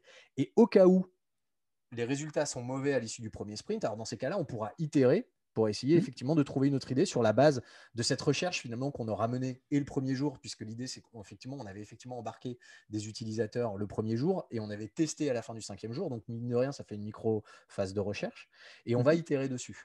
Les 2 fois, sur les 2 sprints, le client a été très entêté avec son idée, il était sûr d'avoir une super idée. À la fin du premier sprint, il a dit non, mais l'idée est top, c'est juste qu'on l'a mal réalisée. Alors, il dit, t'es sûr? J'ai pas entendu la même chose. Oui, oui, oui, oui. OK. Partons sur une deuxième itération. Deuxième itération, même idée, autre forme. Et pareil, il s'est pris un mur. Alors, ça reste un progrès parce qu'in fine, derrière les discussions en fait, au plus haut niveau, ça a été de se dire, bon, au vu des résultats, on ne peut pas s'entêter avec ce truc. Manifestement, il y a une dizaine d'utilisateurs qui nous disent tous, je ne vois pas quel est l'usage que je peux avoir de ta solution. Donc, n'investis pas, entre les lignes, n'investis pas des millions dans cette solution qui réinvestis-les plus intelligemment ailleurs. Donc, c'est vrai que, tu vois, je pense qu'il y a aussi cette façon de faire, entre guillemets, qui est moins agréable, mais qui est aussi une façon de progresser, quoi, finalement. Oui, oui, oui, non, c'est tout à fait. Moi, à partir du moment où le client, moi, les trois trucs. Le client, au début, bon, il te dit, je veux dépenser ce budget pour formaliser une idée qui est déjà la nôtre, qui n'est construite que sur des présuppositions, pour laquelle on n'a pas d'argument à charge. Donc, il n'arrive pas à me convaincre que l'idée est fondée. Ça sort de sa tête. Moi, je lui dis, je connais des gens, ils ont réussi à valider des idées en dépensant 10 fois moins d'argent. Est-ce que ça t'intéresse? Bon, il me dit non, moi, je veux un sprint. Je fais d'accord. Deuxième truc, je dis, OK, donc, cet argent-là que tu vas dépenser dans le sprint, coût d'opportunité, il n'ira pas ailleurs, tu es prêt à le cramer. Deuxième truc, il me dit oui. Je dis OK. Troisième truc, responsabilisation. Donc, d'abord, opportunité, ensuite peur. Moi, s'il passe ça, troisième truc, responsabilisation. Je dis OK, je vais te mettre ça par écrit, tu vas me répondre par mail que tu es d'accord. Parce que quand ton boss va t'engueuler, dans 15 jours, ce ne sera pas mon problème. Ce sera le tien. Voilà. OK, on est d'accord. Okay, super. Je te fais 4 lignes. Où tu me dis OK, j'admets, je connais, machin. Tu m'envoies un mail. Tu me dis go et on y va. Go. Ah là là, mais t'es très fort. Mais voilà. Mais non, mais moi, j'apprends tous les jours. C'est son pognon. C'est sa responsabilité. Mais c'est parce qu'on sait pertinemment que le client qui te prend comme prestataire, c'est pour t'engueuler. Une fois qu'à cause de ces conneries, on est dans la merde. Donc moi, il n'y a pas de problème. Moi, je dis, on fait ce que tu veux, mon gars. Fais-moi un mail, s'il te plaît, où tu dis que tu es d'accord avec ça, ok, que tu ne viennes pas me dire dans 3 semaines, c'est pas ce qu'on m'a dit, c'est tout. Non, vas-y, fais-moi un écrit. Juste pour rire. Et on est déjà sur une personne qui est assez mature pour se dire, je vais quand même peut-être faire un design sprint pour dérisquer, tester l'idée avant de le lancer, ce qui n'est pas toujours le cas. Ouais, et moi, j'ai une question, Rémi, sur ce que tu nous disais. Je pense comme tout le monde, l'idée des problèmes framing qui ont émergé, tout le monde s'est dit finalement, avant de se lancer dans un sprint, c'est quand même un peu léger, ça me fait peur de ne pas avoir bien cadré. Et à l'opposé, une fois que tu fais toutes ces activités, aller faire une grosse recherche, bien cadrer les enjeux stratégiques, le business, etc., souvent tu te retrouves avec une densité d'informations qui est ultra conséquente. Oui. Et tu peux te retrouver dans une posture où tu dois la restituer aux membres qui vont participer au design sprint, si ce n'est pas les mêmes. Du coup, c'est un peu une question sur comment faire pour restituer toute cette connaissance et être sûr que tout le monde est aligné. Et la deuxième question qui vient de tête, c'est quelle composition d'équipe du coup proposer par rapport à ça, sachant que dans un design sprint, c'est quand même d'aller chercher pluricompétences, etc., et que tout le monde n'a pas le temps d'être impliqué dans les phases amont. Oui. Alors, la deuxième question, j'aurais du mal à y répondre parce que je vais te répondre ça dépend et c'est une réponse énervante. La première réponse est plus simple, c'est les indicateurs d'impact et les contraintes. C'est-à-dire que tout le monde dans une organisation n'a pas besoin de savoir comment est-ce qu'on arrivait à la conclusion que ce qui allait aider l'organisation, c'était de devenir l'acteur numéro 1 sur les breaks familiaux. D'accord ? Tout le monde n'a pas besoin de savoir quelles analyses ont été les nôtres et quels constats on fait et quels diagnostics on fait qui nous amènent à penser que c'est en creusant sur le segment des breaks familiaux électriques que c'est là qu'il y a les relais de croissance nécessaires pour l'organisation. Par contre, tout le monde a besoin de savoir que c'est là qu'on va. Donc, dans ces cas-là, tu dis juste aux gens, tu dis non, mais dans 3 ans, il y aura un champion européen du break électrique familial, c'est nous. C'est ce qu'on veut être. C'est ce qu'on ambitionne d'être. Nous, on va sur ce secteur-là, on va dans la bagnole. Voilà, on fait des bagnoles, etc. Pourquoi Elon Musk, il fait des bagnoles électriques? Pourquoi il ne fait pas des tables de ping-pong? Ça le regarde. Il n'a pas besoin de dire. Par contre, il dit au gars de Tesla, il dit nous, on fait des bagnoles électriques, pas des tables de ping-pong. Donc, en fait, le premier truc que tu dois restituer, c'est juste, nous, on est une organisation, on génère de la profitabilité, on génère de la survie. En fait, une organisation n'existe que parce qu'elle a des clients à satisfaire et parce qu'elle arrive à s'insérer dans un modèle économique profitable pour perdurer. Donc, une organisation, ça veut dire qu'il y a certains segments utilisateurs qu'on va privilégier, il y a certaines verticales marchés qu'on va privilégier, il y a certaines gammes de produits qu'on va privilégier. Ça doit être communiqué aux gens. Et après, ils sont là pour trouver comment on va faire pour arriver à ces objectifs. C'est ça l'idée du sprint. Mais il faut que toi, en tant que commanditaire, tu saches leur dire que c'est par là que tu veux aller. Sinon, comment est-ce que tu veux que les gens ils travaillent au service de ce que tu as déterminé comme étant ce qu'il est nécessaire que ton organisation atteigne? Donc, ce que tu leur donnais, c'est les impacts. C'est la vision, c'est les impacts, c'est des métriques, c'est tout ce qui veut dire bossez comme vous voulez les mecs, j'ai confiance en vous, je vous paye. Mais à la fin, il faut que moi, patron, et puis patron en fait, parce que le patron, il ne faut pas déconner, il a un boss, comme tout le monde, ça s'appelle l'actionnaire, quand c'est l'actionnaire. Donc moi, là, quand j'irai voir là, les vieux et tout avec les actions, il faut que je leur montre que la courbe, elle a fait ça. Sinon, on a un problème. Donc ça, il faut qu'ils le sachent. Donc souvent, en fait, ça peut se résumer à ça. Le deuxième truc à leur donner, c'est les contraintes. Donc c'est en fait, inventez-moi n'importe quoi, mais en rose. Voilà, parce que nous, c'est le rose. Merde. Donc, c'est rose. Voilà. Donc, en fait, les deux trucs à leur donner de la. Et après, tu peux rentrer dans la user research. Mais là, je ne fais même pas les user. Organisation, pour moi, les deux éléments que tu dois avoir, c'est pour quel impact, qu'est-ce qu'elle veut l'organisation au sortir de ce truc et comment elle va mesurer l'efficience de ce que vous avez fait, en quoi est-ce que ça sert une mission, qu'elle soit fondée ou non, mais c'est la décision de la personne ou des personnes qui gèrent cette organisation d'aller par là et c'est par là qu'on va. Et deuxième truc, les contraintes qu'il faut absolument respecter, sinon, ce n'est pas intégrable. Ça doit être interopérable avec l'applicatif existant. Ça doit être compatible avec le SI. Parce qu'il y a une legacy, il y a des trucs qui existent déjà et qu'on ne va pas tout péter, tout refaire. Donc voilà, ça pour moi, c'est les deux trucs issus de la recherche amont que tu dois forcément communiquer aux gens pour les faire réfléchir dans un cadre où tu sais qu'ils peuvent atterrir où ils veulent, on s'en fout, mais tant qu'ils atterrissent dans ce cadre, on peut en faire quelque chose. Donc ça, c'est pour la première question. La deuxième, qui il faut faire participer des gens. Alors, il y a des profils types que moi, j'aime bien avoir. Et idéalement, il y a 3 typologies de profils que j'aime bien avoir. Et c'est assez marrant parce que c'est contre-intuitif. Alors, j'aime bien avoir les gens qui sont en relation clientèle. J'aime bien avoir les gens qui ont touché un client. Parce qu'il y a les gens qui ont vu l'ours et il y a les gens qui ont touché l'ours. Donc moi, les gens, idéalement, si je peux avoir quelqu'un qui se fait engueuler 8 heures par jour par l'ours, c'est parfait. Donc quelqu'un qui sait très bien ce qu'il faut réparer dans nos produits parce que lui, on l'engueule 8 heures par jour parce que ça ne marche pas. C'est parfait. Si je n'ai pas ça, un sales. Donc un genre, tu vois, les gens qui tâtent l'ours en disant ouais, tout, viens par là, ours. Et tout. Donc, il y a des gens qui touchent l'ours, c'est le métier, tu vois. Tous les jours, ils sont sur la ligne de service. C'est eux qui se font engueuler, c'est eux qui vendent. Ils savent à quoi ils ressemblent nos consommateurs parce que leur boulot, c'est d'interagir avec. La deuxième typologie de personnes que j'aime bien avoir, c'est les gens qui vont parler au PO. Donc, les gens qui vont parler au lead dev, les gens qui vont parler à la prod, les gens qui vont changer ça en trucs tangibles et implémentables. Donc, l'avant-atelier, quoi. Voilà. Souvent, ces gens-là, ils ont une connaissance des frameworks, des limitations techniques, de l'ensemble des trucs qu'il faut prendre en considération. Ils peuvent très vite t'arrêter ou très vite recadrer en disant attention, faites gaffe, n'oubliez pas que, parce qu'ils ont cette vue-là. Et le troisième truc que j'aime bien avoir, c'est con, c'est rare, c'est le DAF. Le DAF ou un envoyé du DAF. Le DAF, c'est la finance. C'est en fait quelqu'un qui connaît la roadmap strat de l'organisation et quelqu'un qui, si on dit ah ouais, on veut faire ça et tout, on a fait combien sur les jus de fruits l'an dernier? Le gars, lui, c'est un Excel vivant. Il fait attendez, bougez pas, il ressort un vieux mail. On a fait 25 872 000, tu vois. Quelqu'un qui sait mesurer. Enfin, quelqu'un qui sait ce que l'organisation mesure et quelqu'un qui pourra trouver les indicateurs de mesure facilement. Parce que souvent, on doit trancher dans des diags et en fait, si tu as accès à l'information en direct, tu gagnes beaucoup de temps. Voilà, c'est les 3 profils que je me démerde toujours pour avoir. À l'image de l'ours, je ne l'avais jamais entendue, elle est pas mal. Je la reprendrai, je pense.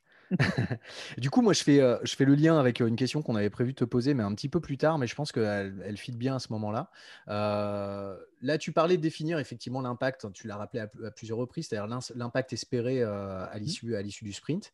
Il y a Récemment, là, c'était la semaine dernière. Alors, je ne sais pas quand est-ce qu'on va réussir à sortir cet épisode, mais la semaine dernière, en tout cas, on est là mi-février.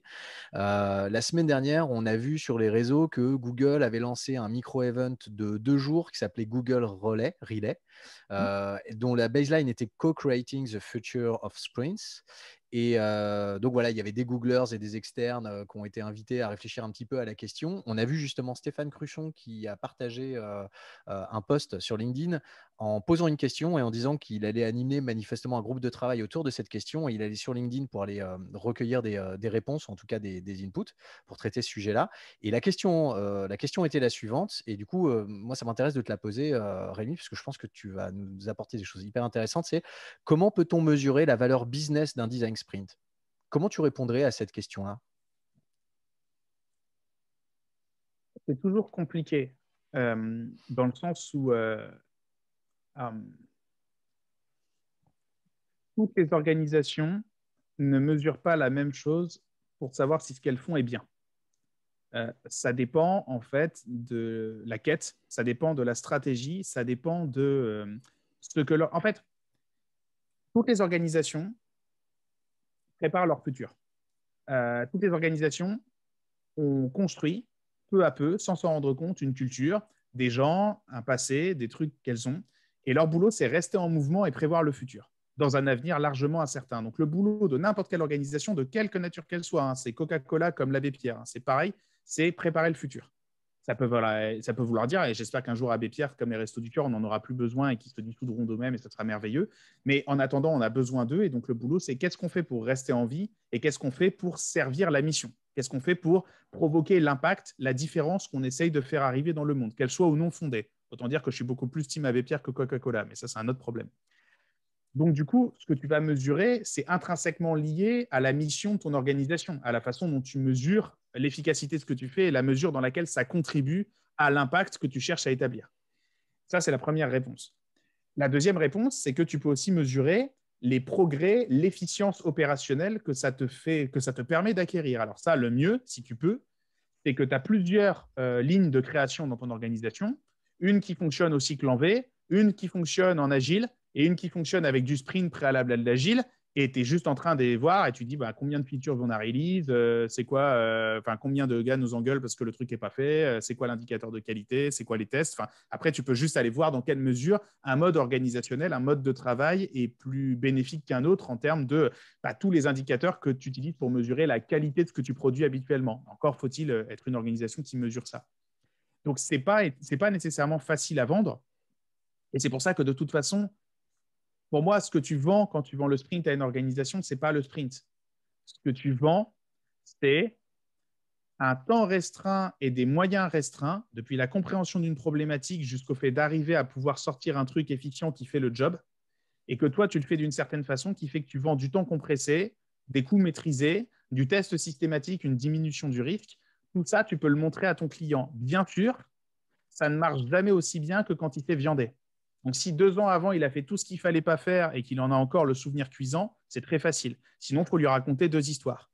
Tu dis, on peut. D'ailleurs, d'une façon générale, c'est marrant parce que je forme des gens au design thinking et ils me posent toujours la question combien de temps doit durer la recherche utilisateur? Vous avez une réponse pour ça, vous?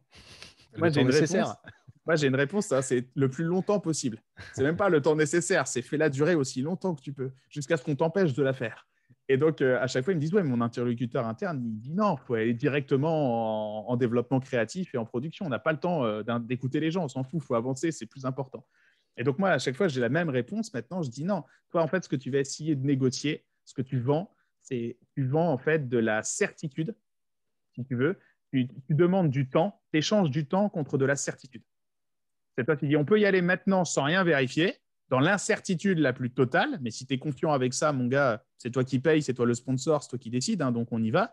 Ou bien tu peux me donner du temps et moi, je te l'échange contre de la certitude. C'est-à-dire que je suis capable, et ça, c'est un truc qui doit être enclenché tout au long du sprint et tout au long de la recherche d'une façon générale, de te montrer qu'on a bien fait de prendre ces 5 jours parce que moi, dès vendredi, je vais pouvoir te pondre un rapport et un truc qui va nous faire nous dire « Ah, t'as vu, on est con, hein. On aurait pu y aller directement dès lundi, mais maintenant, on est vendredi, on sait des trucs qu'on ne savait pas lundi, on sait déjà qu'on peut dégager ce tiers-là et qu'on n'a pas à s'en occuper. » Et en fait, on vient virtuellement d'économiser des millions de dollars qui auraient été mal investis et qui n'auraient servi à rien. Et là, tu peux commencer à valoriser ce que tu as fait. Mais en fait, c'est très dur à faire avant. Par contre, il ne faut pas oublier de le faire pendant. Il faut toujours rappeler au client en disant, tu te rappelles quand tu pensais que ça ne servait à rien, tu as vu où on en est maintenant et tout, tu as vu qu'en fait, on est quand même très, très loin du truc de départ. C'est pour ça que moi, à chaque fois, mais ça, c'est une vieille pratique, hein, c'est un vieux truc dessus. C'est un pote, c'est pas un pote, enfin, c'est un pote maintenant, c'est un prof, quand j'étais en BTS, qui avait dit ça, parce qu'on était dans la pub, il disait, faites toujours signer le brief au client. Parce que nous, notre boulot dans la communication, c'est vendre l'évidence. Et donc, plus c'est évident, moins le client voit pourquoi il devrait te payer. Donc, toi, tu arrives avec la solution, elle est pure, elle est limpide, et le client, à chaque fois, il va dire, ben non, c'est con, je le savais déjà ce que vous me dites. Et là, tu sors le brief qu'il a lui-même écrit, et tu dis, non, c'est pas ce que tu m'as dit au début de la mission, tu vois, il y a un différentiel. Mais sinon, les gens, aussitôt que tu leur expliquais, c'est tellement limpide et clair, ils ont l'impression qu'ils ont toujours eu l'idée. Il y a même un nom, j'ai appris ça récemment, je l'ai oublié là, mais il y a même le nom de ce biais. C'est qu'en fait, le cerveau, dès qu'on t'a expliqué un truc compliqué, et il y a ton frère, on ne l'a pas expliqué, et toi, il y a 1 heure, tu ne savais pas, tu as l'impression qu'il est con de ne pas comprendre, alors que toi, il t'a fallu 1 heure pour le comprendre. Et donc voilà, comment est-ce que tu montres à ton client en lui rappelant systématiquement où est-ce qu'il en était et ce qu'il serait peut-être advenu si on n'avait pas fait ce qu'on a fait. Et toi, ton boulot tout au long de la mission, c'est mettre ces 3 trucs en perspective pour dire, tu as vu, effectivement, ça nous a coûté du temps, mais regarde ce que ça nous amène.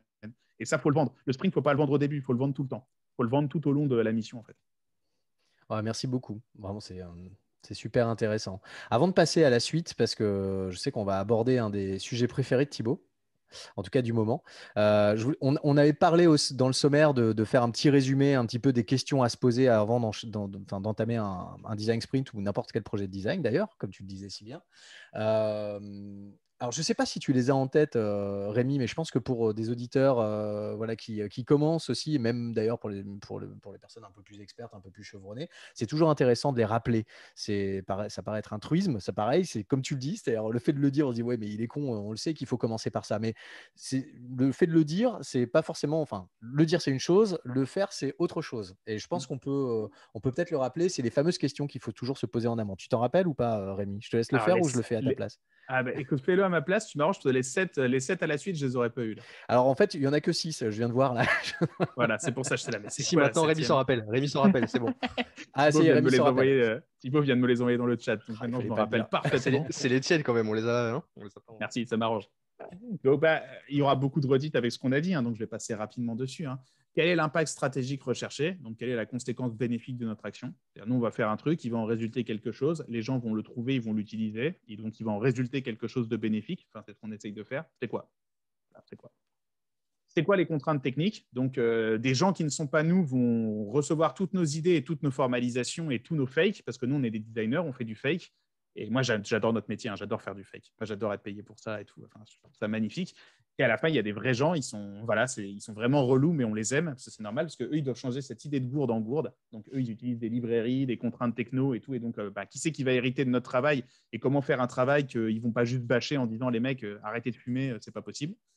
Bon, quel est le budget? Ça, c'est une question que tu apprends vite à poser quand tu es indépendant de toute façon. Parce que je ne sais pas pour vous, mais moi, encore aujourd'hui, j'ai des gens qui me sollicitent et on fait des briefs d'1 heure. Et à la fin, je dis, il y a une enveloppe. Et les mecs font, non, je n'ai pas vraiment d'enveloppe. Et là, je me rends compte que j'ai perdu 1 heure. Voilà, donc ça, c'est petit conseil pour les indés qui débarquent. Hein. Avez-vous un budget? Et la troisième question qu'il faut poser après, bonjour et comment ça va? Y a-t-il une équipe de production identifiée? Qui va construire le truc? Au-delà des contraintes, en fait, est-ce qu'on a nominément le nom des personnes qui construisent le truc? Existe-t-il des objectifs clairement définis? Donc, quelles sont la mesure d'impact et les critères évaluatifs qu'on va utiliser pour savoir si? Comment allons-nous mesurer la valeur produite? Ça rejoint les objectifs. Donc, les objectifs, en fait, c'est ce qu'il faut atteindre. La mesure, c'est l'indicateur qui nous permet de savoir qu'on l'a atteint. Donc, les objectifs, c'est la destination. La mesure, en fait, c'est comment on va compter le fait qu'on y est arrivé. Merci Rémi pour ce rappel. Je pense que tu peux enchaîner maintenant de façon hyper fluide et logique, Thibaut. Attention, Thibaut, t'es en mute. T'es en mute, mon ami. Merci les amis, c'est gentil.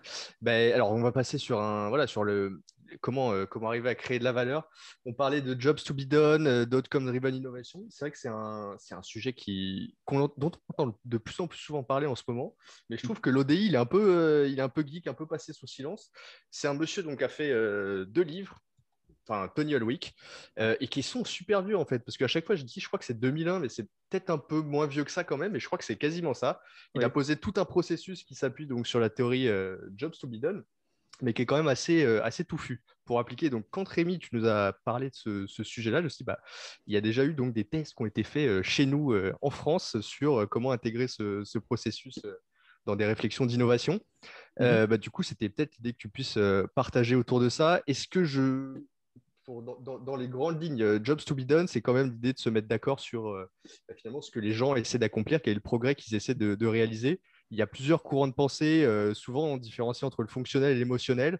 On va dire que Tony Holwick, il est très très sur le fonctionnel, puisque toute sa théorie repose sur l'identification d'un job clé, un job fonctionnel clé. Et dans l'exécution de ce job fonctionnel clé, il va essayer d'identifier différentes étapes qui sont elles aussi des jobs, et à chaque étape, des critères d'évaluation des résultats, donc qui sont des desired outcomes dans la théorie, et donc ça donne l'outcome driven innovation, puisque pour lui, c'est sur cette unité-là qu'il faut s'appuyer pour arriver à aller chercher des poches de valeur complètement innovantes sur le marché. J'ai peut-être dit des bêtises à la volée, si c'est le cas. Non, tu as tout dit. En fait, moi, je ne vais pas dire grand-chose de plus. Tu as tout dit. Tony Ulvik, qui fait du design de service comme un mathématicien. Sinon, c'est pareil. Donc, en fait, Tony Ulvik, en fait, il s'intéresse à tout le cycle d'acquisition préalable d'un truc. Quand tu déballes le truc du carton, quand tu l'installes, quand tu l'utilises, quand tu le balances et quand tu le recycles. Voilà, donc, il fait la durée de vie du produit, il fait l'expérience d'usage depuis l'identification de ton propre besoin jusqu'à l'acquisition du truc, l'utilisation du truc et qu'est-ce qu'il en advient. Donc, ça gère s'il y a des designers de services qui nous écoutent, tu vois, ça va surprendre personne, quoi. Donc, il fait ce qu'on fait tous et toutes. Bon, il le fait depuis longtemps, hein. Il a probablement commencé à peu près en même temps que la formalisation du truc. Et en fait, lui, il le fait juste comme un nerd. Donc, il le fait qu'une grosse calculatrice scientifique. Et en fait, la vraie différence clé, c'est ça, c'est d'essayer en fait de quantifier les critères évaluatifs, les critères perceptuels majeurs que les personnes utilisent pour savoir si quelque chose est bien fait ou mal fait. Donc, en fait, il est moins dans le quali, même s'il utilise beaucoup le quali, mais en fait, son boulot, c'est changer le quali en quanti. Il fait exactement le même boulot que nous, hein. Sauf que lui, il y a un petit truc en plus à la fin où il change le quali en quanti. Et donc, en fait, lui, et après, il va vérifier avec des enquêtes à beaucoup plus grande échelle dans quelle mesure ses théories et ses hypothèses sur le quanti s'avèrent fondées ou infondées. Voilà, c'est tout. Mais il fait la même chose que nous. Il le fait juste avec des chiffres. Et est-ce que tu peux en dire un peu plus avec le lien que je crois que quand on en a parlé, tu me disais que c'était un peu le cheat code pour être sûr d'être sur un bon sujet sur les design sprints. Du coup, quel lien toi tu fais entre les deux activités, le design sprint ou peut-être de manière plus large ton process? Alors là, je vais répondre à côté, comme ça je vais vous foutre un peu dans la merde. Il faut inviter Mathias. C'est-à-dire là, il faut inviter Mathias Abramovic. Alors Mathias, il va vous dérouler ça en 20 minutes, il va vous faire tout. Et parce que je pourrais le faire, mais honnêtement, il n'y a pas mieux que lui pour le faire. Et surtout, c'est lui qui l'a pondu. C'est la base de la méthodologie en fait, pédagogique qu'on utilise dans le programme Startup Launchpad d'HEC. Donc, c'est un programme qu'on fait avec HEC Polytechnique 42. Et en fait, on trouve que la méthode, elle est tellement efficace qu'on a structuré la totalité en fait, du truc là-dessus. C'est-à-dire que les étudiants au préalable, ils sont exclusivement dans l'identification de clients actuels, de solutions actuelles, et dont ils cherchent à établir par tout un ensemble de procédés la satisfaction ou l'insatisfaction sur les solutions telles qu'elles existent. Et donc tout ça, on utilise strictement Job to be done pour le faire, en quali et en vérification quanti. Et en fait, quand ce diagnostic a été posé, ce qui est une forme en fait de façon très mathématique de faire de la recherche utilisateur et très processée, et ben ces insights-là, on les dérush le premier jour du sprint parce qu'on fait un sprint dans le Launchpad. Et en fait, c'est ces insights-là qui nous servent à poser un diagnostic à partir duquel, là, on bascule sur un sprint classique. Et donc, effectivement, faire de l'ODI en amont, c'est un super moyen pour des gens qui ne sont pas formés nécessairement à la recherche utilisateur sous sa forme conventionnelle design, de procéder quand même à de la recherche utilisateur très structurée, très cadrée et qui permet de mettre les gens relativement d'accord sur les trucs à accomplir. Et ça, Mathias, si vous l'invitez, il vous fera un exposé d'1 heure là-dessus, il vous montrera les trucs. C'est noté. Ok. Eh ben, écoute, on peut passer peut-être à la. Je crois que tu as parlé du Startup Launchpad, ça fait peut-être une suite logique un peu sur l'actualité. Quentin, je ne sais pas s'il y avait d'autres sujets que tu voulais aborder avant. Non, allons-y.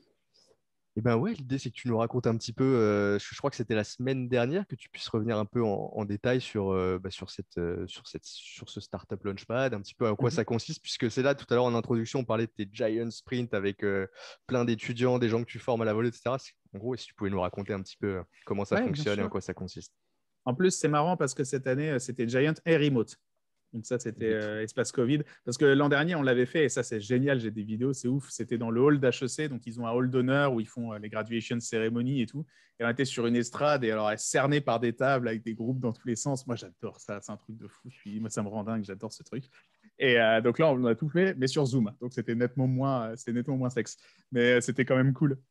Non, Faut savoir qu'il y a des vidéos, il y a pas mal de petites vidéos qui traînent sur YouTube où on peut se régaler. On voit Rémi Rivas donc, qui marche dans les couloirs de l'école en parlant à la caméra avec la fluidité dont il fait, voilà, dont il fait l'exemple là maintenant. Et donc voilà, il faut savoir que suite à ça, tu as obtenu quand même un job chez Paris Première. Non, il faut le dire quand même. Ah, bah, j'aimerais bien. T'imagines Paris dernière avec les sprints. Ça serait cool. Paris dernière, c'est ça. Ça dépend de l'heure. C'est ça, ouais, c'est pas les mêmes, voilà, c'est pas les mêmes trucs. Non, alors le Startup Launchpad. Alors le Startup Launchpad, c'est un programme qui a 7 ou 8 ans maintenant chez HEC, à l'initiative de plusieurs personnes, mais son directeur, qui est vraiment le type sur lequel repose tout, s'appelle Guillaume Ledieu-Deville. Je lui fais un bisou. Vraiment, c'est son énergie, c'est son réseau. Enfin, le gars, il fout une énergie dans ce truc. Je ne comprends pas comment il fait. Je crois qu'il ne dort pas. Par ailleurs, il gère un business avec 20 personnes. Il a une femme et 2 enfants. Donc, je ne sais pas comment il fait, mais il y a tout mon soutien ici. Et donc, le Startup Launchpad, c'est quoi? C'est des étudiants de dernière année de master qui montent des projets entrepreneuriaux, qui sortent de HEC ou Polytechnique ou 42 ou de n'importe où. Le seul truc, c'est qu'il faut qu'il y ait un HEC dans l'équipe. Voilà, comme ça, HEC est d'accord pour payer pour les cours, l'accompagnement et tout. Mais voilà, c'est comme chat. S'il y a un HEC dans l'équipe, c'est bon. Il peut y en avoir 8 autres qui ne sont pas HEC, ça passe quand même. Et donc, l'idée, c'est comment est-ce qu'on accompagne ces personnes qui ont pour ambition de monter une entreprise. Traditionnellement, c'était des startups. Maintenant, c'est moins le cas. Il y a du SMB aussi, il y a un peu de tout. Comment on accompagne ces gens-là dans une démarche totale, une démarche globale, depuis l'alignement de l'équipe, l'identification, alors je vais faire les étapes, l'alignement de l'équipe, l'identification et la qualification d'une opportunité de marché, l'identification et la qualification de segments utilisateurs qui sont en frustration et en attente d'une solution alternative, la recherche qualitative en mode job to be done auprès de ces personnes-là pour comprendre ce qu'il faut faire et améliorer sensiblement dans leur vie, qui nous emmène au design sprint où là, les gens vont concevoir le fonctionnement de la solution, la formulation de la proposition de valeur. Et ensuite, on bascule sur du lean startup avec du test. Donc, en fait, si tu veux, de la formalisation de ce qu'il s'agirait de commercialiser, du test de traction commerciale, de la mesure, de l'acquisition, des rencontres avec des clients, des opportunités de deal et grosso modo, la naissance embryonnaire d'un business. Généralement, quand ça s'est bien passé, il pose la boîte à la fin. Il pose la boîte en mai-juin quand ça s'arrête. Et parfois, et moi maintenant j'ai le droit de le dire, c'est public, c'est pas grave. Ça, c'est génial parce que j'adore ces prototyping à mort. On avait un projet qui a vraiment fait une très, très belle perf. Et pendant 1 an, les gars, ils n'avaient pas d'algorithme. Ils avaient Google AdWords, 3 stagiaires, Google Spreadsheet et un téléphone. Et en fait, ils faisaient le job et ils ont réussi à faire de l'argent comme ça. Et au bout d'un moment, ils en ont fait suffisamment pour aller voir des investisseurs en disant on n'a pas de solution technique, mais on a la bonne formalisation, on a le bon procédé opérationnel, on a la bonne proposition de valeur. Est-ce qu'on maintenant peut lever de l'argent pour construire le truc? Et bien sûr, ils l'ont levé parce que quand tu peux prouver à des invests que tu as déjà fait ça avec tes mains et avec 3 stagiaires, ça marche, quoi, tu vois. C'est énorme. Et donc, nous, l'idée, c'est de les mettre comme ça dans cette optique de soyez obsédés par vos clients, soyez obsédés par la compréhension de ce qui détermine eux comme étant la valeur, parce que la valeur, c'est perceptuel. Et ensuite, engagez-vous dans une relation de co-construction avec eux de la solution et admettez que vous allez itérer comme des brutes et qu'il faut retarder, il faut construire le plus tard possible. Il faut vendre le plus tôt possible et il faut construire le plus tard possible. Et en fait, c'est autour de ces préceptes-là qu'on a construit toute la méthodologie. Et donc, combien de temps ça dure? Rappelle-nous combien de temps ça dure. Alors, il y a 2 réponses à cette question. On va dire que ça commence en novembre à peu près, où on qualifie des équipes, elles passent un pitch et donc on en garde généralement que la moitié. Et ensuite, le pitch, il est exclusivement basé sur l'opportunité de marché, donc l'opportunité économique et l'alignement de l'équipe. Il n'y a que ça qui nous intéresse à ce stade, c'est-à-dire que le gars me dit « je pense qu'il faudrait construire », j'ai dit « tu penses rien, baisse le doigt ». Prouve-moi juste qu'il y a des clients et prouve-moi juste que toi, tu veux les servir et que tu as compris ce dont ils ont besoin, enfin, tu penses l'avoir compris. Donc, ça commence novembre, ça devient hardcore en janvier et ça finit 30 avril. 30 avril, début mai, ça commence à… Voilà, c'est la fin. Grosso modo, et généralement, ça finit par le démodé. C'est un truc qu'on fait à Station F. Alors, cette année, on le fera en ligne probablement, où tu as les meilleurs projets, les projets qui ont plus de potentiel, qui pitchent. Et généralement, grâce à Guillaume, on a beaucoup de monde dans la salle, on a beaucoup de venture capitalistes, on a des BA, etc. Enfin, on a énormément de personnes de l'écosystème startup qui, du coup, voient ces projets et peuvent leur proposer, du coup, du soutien, joindre avec eux. Donc, c'est un formidable accélérateur pour eux en termes de visibilité et en termes de reprise en main derrière dans des structures d'incubation, d'accélération. Puis, bien sûr, on a toujours l'incubateur HEC qui est 2 étages au-dessus, où il y en a certains qui finissent et qu'on retrouve après. Mais c'est génial pour eux de pouvoir vivre cette expérience-là sur ces quelques mois et passer à travers toutes les étapes dont tu parles. Enfin, ça doit être extrêmement formateur. Là où c'est génial, c'est 3 ans après. Il y a Ocarito notamment, je la parle, mais ils reviennent te voir et disent « mon gars, mais merci ». Tu sais. Enfin, parce qu'au début, ils te font chier, tu sais, tu les fais chier, tu leur bottes le cul et tout. Moi, je suis là, je suis un sergent-major, moi, tu vois, en plus, comme prof et tout, je suis carré. Et 3 ans après, ils font « Mais mon gars, mais merci, mais tellement ». Surtout qu'ils voient d'autres startups et ils voient comment les autres ont bossé. Ils font « Ah, mais mon gars, mais merci tellement d'avoir fait ça ». Tu vois. Et là, pour le coup, là, ils commencent à mesurer la valeur. Et du coup, le moment du design sprint à proprement parler, ça dure combien de temps là? Puisque vous avez mensualisé ce moment-là. Hein, du coup, là, justement, à ce moment-là, tu construis le momentum, tu mets les équipes dans une ambiance où tout le monde se galvanise, où il y a besoin d'accélérer sur le fait de rendre tangible un petit peu l'idée. Du coup, comment ça se passe? Est-ce que tu peux nous en parler un peu? Là, c'est 5 jours. Donc là, pour le coup, c'est vraiment 5 jours pour le coup. D'accord. Cette année, on a fait 5 jours. On faisait 4 d'habitude. Là, on a fait 5. Et on a twisté un peu, c'est-à-dire que le 5e… alors, parce que nous, on a un problème. Imagine. Moi, j'ai 70 projets. J'ai 250 étudiants qui font 70 projets différents. Il y en a, ils font du B2B industriel sur de la taille diamant au laser. Et il y en a, ils font une application B2C de yoga, tu vois. Donc, autant dire que les tests utilisateurs, tu vois, c'est à organiser pour tout le monde, c'est juste pas possible. Donc là, ce qu'on a fait, c'est que surtout, on les a fait se tester mutuellement les solutions et les propositions de valeur les uns sur les autres. C'est-à-dire qu'on s'appuie le plus possible sur eux. Et aussi parce que, comme ils sont tous en distanciel et que, en fait, mine de rien, c'est le propre de la démarche effectuelle, en fait, mais le plus gros des ressources et le plus gros des opportunités, ils vont surtout se les refiler mutuellement à travers le réseau, leurs connaissances respectives, parce que c'est vraiment l'esprit de meute, c'est ça qu'on essaye de faire. Le 5e jour, on n'a pas fait du test utilisateur, on a vraiment fait du test mutuel de pitch deck, de proposition de valeur, de fonctionnement de la solution. Et après, en fait, on a fait du codev derrière où chacun dit « Ah bah du coup, moi, tu devrais appeler machin, tu devrais appeler machine, ça fait penser à ça, il y a un alumni d'HEC qui avait fait ça, appelle-le », où ils identifient mutuellement en fait, des pistes pour continuer à explorer. Tu vois. C'est comme ça qu'on a twisté. Sinon, le reste, force est de constater que je suis bien obligé d'admettre que ça ressemble à un sprint standard. C'est-à-dire que pas la première journée. La première journée, c'est du dérochage d'outcome driven innovation. Et après, non, par contre, après, c'est assez classique. Hein. Donc, c'est de l'idéation, c'est du user journey, c'est de l'amélioration du user journey. Et par contre, ce qui en sort, ce n'est pas un prototype cliquable, une formalisation définitive de la solution, parce que c'est beaucoup trop tôt. C'est la formalisation de la proposition de valeur. C'est-à-dire que nous, ce qu'on leur fait, idéalement, ce qu'ils ont à la sortie, c'est un truc, c'est la pub. C'est le truc qui simule l'existence de la solution et la manière dont on la positionnerait en termes de marketing et qu'on l'amènerait en face des clients en disant, voilà, cette solution, si c'était ça, ses bénéfices, si c'était ça, ses fonctionnalités clés, si c'était comme ça qu'on vous la vendait, est-ce que c'est un tout cohérent? Est-ce que ça s'inscrit dans vos logiques de consommation? Est-ce que vous êtes prêt à y recourir? Et ça va déjà leur permettre de faire des premiers tests de traction. Et très souvent, en fait, on les remerciera de ne pas avoir fait les écrans parce que dès la proposition commerciale, on verra déjà qu'il y a des trucs qui ne vont pas, en fait. Ok. Et alors, je vais me faire l'avocat du diable. Mais du coup, un design sprint sans test utilisateur, est-ce que ça reste un design sprint? Non. Non, c'est pas un design sprint. Moi, je m'en fous. Non. C'est ce que tu veux, mon gars. C'est un start-up sprint. C'est un glooby-goulbat sprint. Moi, je sais où je les amène et je sais ce que je veux qu'ils fassent. Le test, en fait, en vrai, si tu veux, le test utilisateur, une nouvelle fois, il arrive après. Parce que là, ils sont en train de faire quoi cette semaine? On est lundi.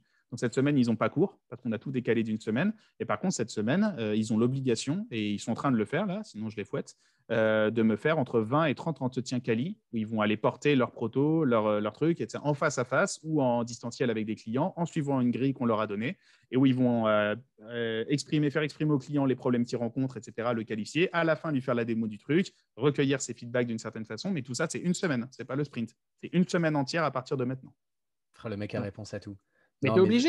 Et ils vont construire une boîte. Tu imagines bien qu'il ne faut pas faire 5 tests utilisateurs en mode audience. Il faut qu'ils aillent voir 30 clients avec du vrai argent pour leur montrer le vrai truc pour savoir s'ils veulent l'acheter. Tu vois, Et alors, rappelle-moi, il y a combien de projets, combien d'étudiants au total et combien de projets en parallèle vous cette année, on a tout pété. Cette année, on a… Alors, en plus, attends, comme si ce n'était pas suffisamment compliqué. En plus, des fois, ils s'engueulent dans les équipes. Donc, du coup, il y a une équipe qui continue et le mec qui spin-off après pour lancer un truc. Donc, au jour d'aujourd'hui, comme disait ma grand-mère, on a 70 projets et quelques. À peu près, on a entre 70 et 80, disons un petit 70 pour l'instant. J'espère que ça ne va pas grossir. Et donc, on a plus de 200, entre 200 et 250 étudiants. Pareil, hein, c'est des équipes à géométrie variable et qui ne sont pas tous impliqués de la même façon dans le projet, mais on va dire 250 étudiants en base, quoi. Donc, 70 équipes et sur des projets, en fait, mais il y a de tout. Il y a du business to government, il y a du B2B, il y a du B2C, il y a toute typologie de projet. Il y a du SaaS, il y a du service à la personne, il y a du médical, il y a beaucoup de responsabilité sociétale des entreprises, écologie, il y en a beaucoup cette année. On sent qu'il y a un vrai truc qui les titille. Ouais, il y a un vrai désir d'impact.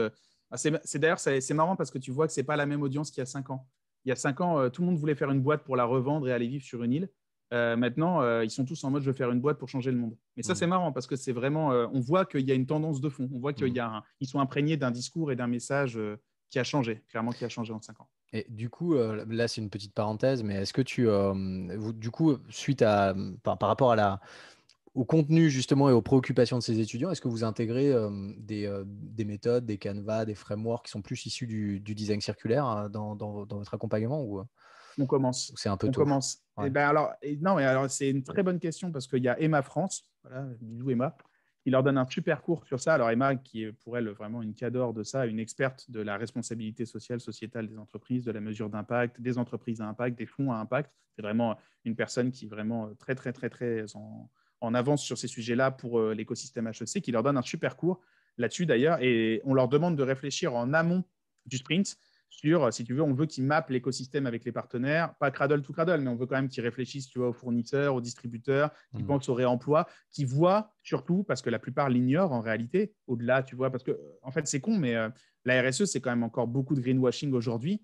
Et mine de rien, il faut leur montrer des exemples de business, tu vois, qui réemploient, où il y a la durabilité, la notion de modularité. En fait, la plupart, ils le savent vaguement, mais ils n'ont pas vu qu'il y avait des vrais business qui en vivaient très bien et qui ont réussi à faire une différence avec ça. Donc, il y a la notion, il faut les inspirer, leur montrer que c'est possible, que ça peut être une constituante de ce qu'ils veulent faire.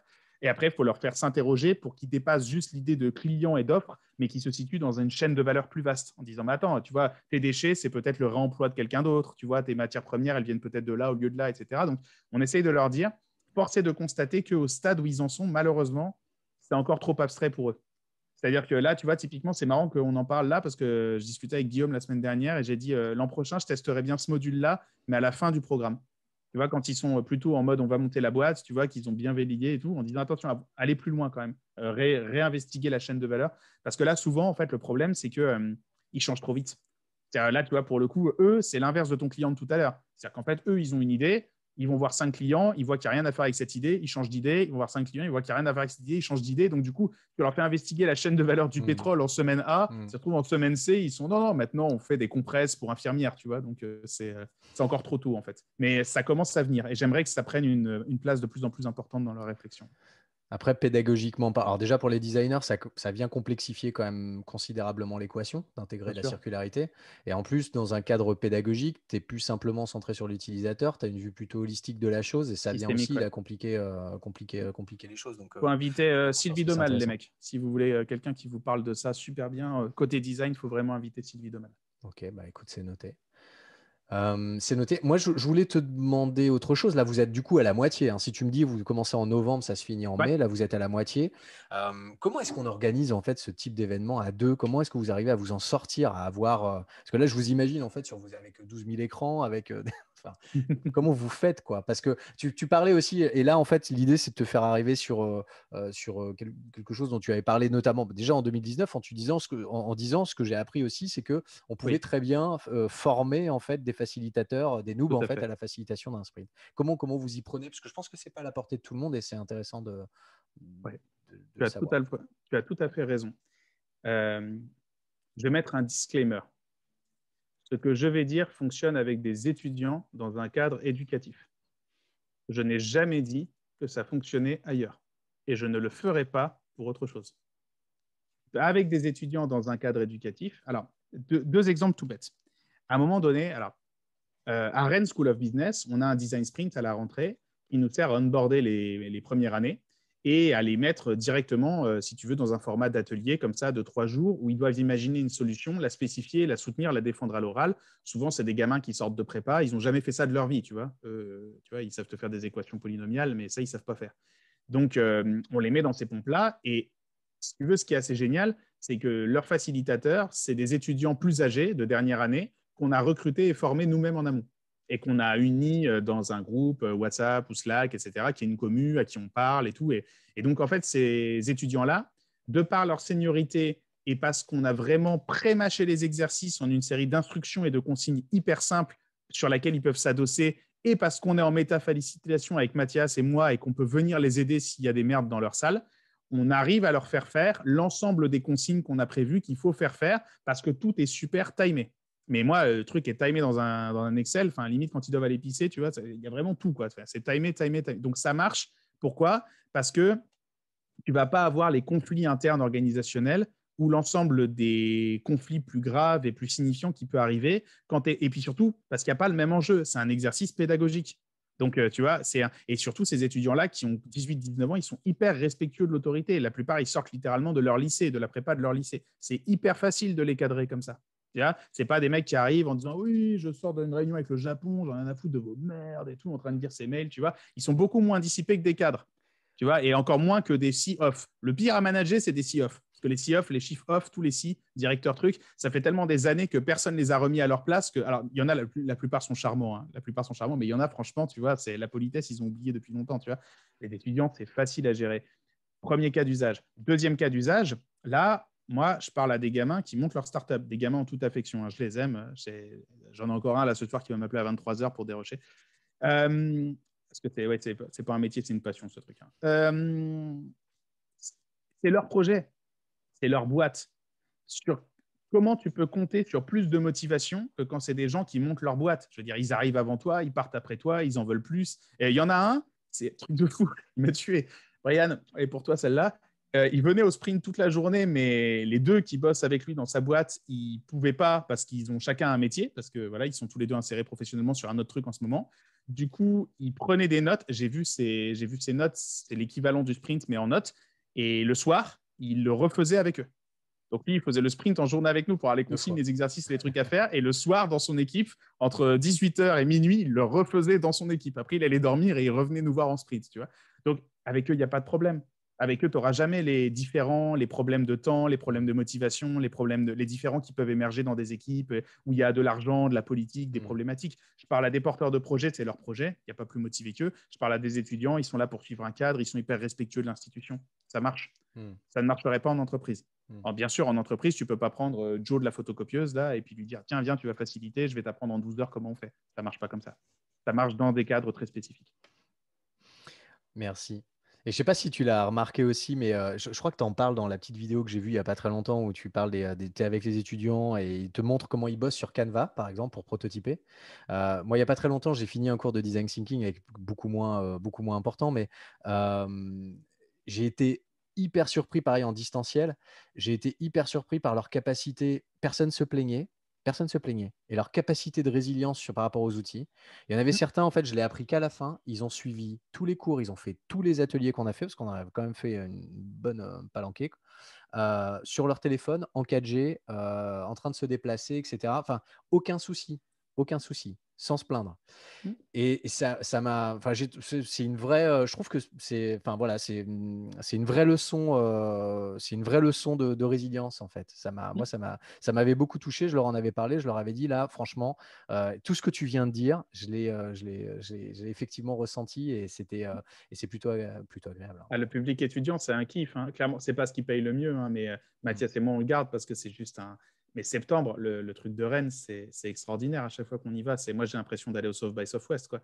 Et en plus, c'est expérientiel, c'est-à-dire que tu essayes de les mettre bien, tu essayes d'en faire une expérience pédagogique, tu essayes de les rapprocher, tu essayes de leur donner confiance en eux, tu insuffles un truc, et pour le coup, tu peux, parce que c'est un challenge étudiant avec un partenaire externe qui ramène une problématique business, mais si tu veux, il n'y a pas les mêmes niveaux de contraintes ou les mêmes niveaux d'interrogation ou de doute qu'il peut y avoir quand on parle de sortir un vrai produit, qui a la prod qui attend. On est beaucoup plus exploratoire que ça, c'est pas du tout la même finalité, et donc tu peux faire passer d'autres trucs que tu peux l'utiliser pour ça, quoi. On arrive à la fin. Je crois qu'on a parlé d'à peu près tout ce dont on voulait parler. Thibaut, tu me confirmes? C'est fini, sauf qu'il nous reste le sujet, peut-être le dernier sujet, avec ton intervention à venir sur iToday, si tu peux peut-être nous en dire quelques mots. Ouais, Steph m'a fait cette surprise. Moi, j'étais très, très honoré. Parce que vraiment, iToday, allez-y, hein, franchement. Enfin, allez-y. Je ne sais pas si vous en faire un deuxième. Moi, je dis à Steph, quand tu feras le deuxième, et lui, il fait, on ne va pas faire de deuxième. Je dis, quand tu feras le deuxième, Steph, et tout. Donc voilà, je le pousse, donc poussez-le. Vraiment, c'était une conférence extraordinaire en août dernier. On a tout fait en distanciel. Il y avait vraiment des speakers et une interaction et vraiment un niveau de, tu vois, c'est ce fameux partage comme ça de ressources, d'interrogations, ce truc qui manque beaucoup, je trouve, en conférence et que là, on retrouvait parfaitement. Et c'était vraiment super. Donc, il m'a dit, ouais, viens faire une conférence parce qu'il fait des conférences mensuelles, format apéro. Et petite Et parenthèse, tout le contenu de iToday de l'été dernier, comme tu dis, est en ligne. Donc, pareil, on il vous faut aller donnera voir. le lien. Mais si vous êtes pressé et que vous avez envie de regarder en écoutant la fin de l'épisode, je pense que si vous allez sur le site d'iToday, vous allez sur le LinkedIn de Steph Cruchon, du coup, et vous allez regarder dans son activité, vous allez le trouver très rapidement, parce qu'il l'a mis en ligne il n'y a pas très longtemps. Ah Voilà, non, je te remercie. les conférences, c'était super. Et donc voilà, moi, je suis venu leur parler et voilà, donc j'ai dû trouver un sujet. Et c'est un sujet qui a la confluence en fait de mes différents domaines, voilà, sur les professionnels, dont le marketing.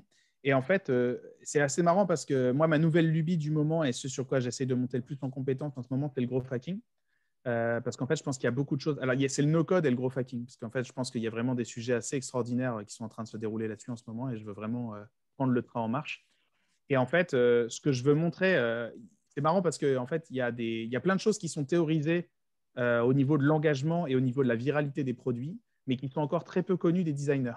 Et donc, en fait, ce que je veux montrer aux designers, c'est qu'ils ont beaucoup plus de force qu'ils ne le présument, dans la mesure où aujourd'hui, il y a des principes ergonomiques, il y a des principes de design clés qui peuvent être pensés et utilisés dans des produits sans que ça soit de la manipulation, mais qui permettent en fait que ton produit rencontre son audience et surtout que tes utilisateurs en fait soient vraiment des ambassadeurs de ton produit.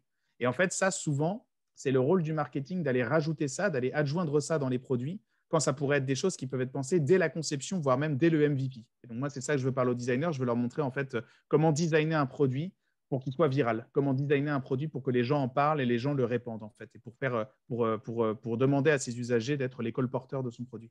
On vous invite vraiment, on vous encourage vraiment à aller voir le site de Rémi, donc remyrivas.com, si je ne me trompe pas, Rémi. Tout à fait. Il y a énormément de contenu à s'inscrire aussi à la newsletter de Rémi, puisque Rémi partage généreusement énormément de choses sur tous les sujets passionnants qu'on vient d'évoquer avec toi. Donc voilà, tu fais une veille énorme et tu t'en fais aussi le relais. Donc ça, c'est top, au-delà même de tes réflexions personnelles que tu partages très volontiers. Donc voilà, si vous ne le suivez pas encore, Rémi Rivas, vous pouvez le suivre sur LinkedIn, vous ne serez pas déçus. Et pour nous, ça a été un vrai plaisir, Rémi, du coup, de t'avoir. Ça faisait longtemps, on t'en avait parlé il y a déjà longtemps, au tout début, quand on a sorti Gomet, c'était il y a 1 an, c'était il n'y a pas si longtemps que ça, on est tout bébés. Mais pour nous, évidemment, tu faisais partie de notre liste dorée. Et donc, on est ravis d'avoir fait cet épisode. Messieurs, moi, je suis enchanté. Je ne mérite pas du tout tant d'honneur. Mais voilà, mais merci beaucoup pour ce que vous faites, vous. On a besoin de ce podcast. On a besoin de gens qui invitent les designers à partager ce qu'ils savent les uns avec les autres. Donc longue vie à Gomet. Et puis, continuez comme ça. Merci beaucoup, Rémi. C'était vraiment super intéressant. Et puis, à bientôt. Merci. Salut. Ciao.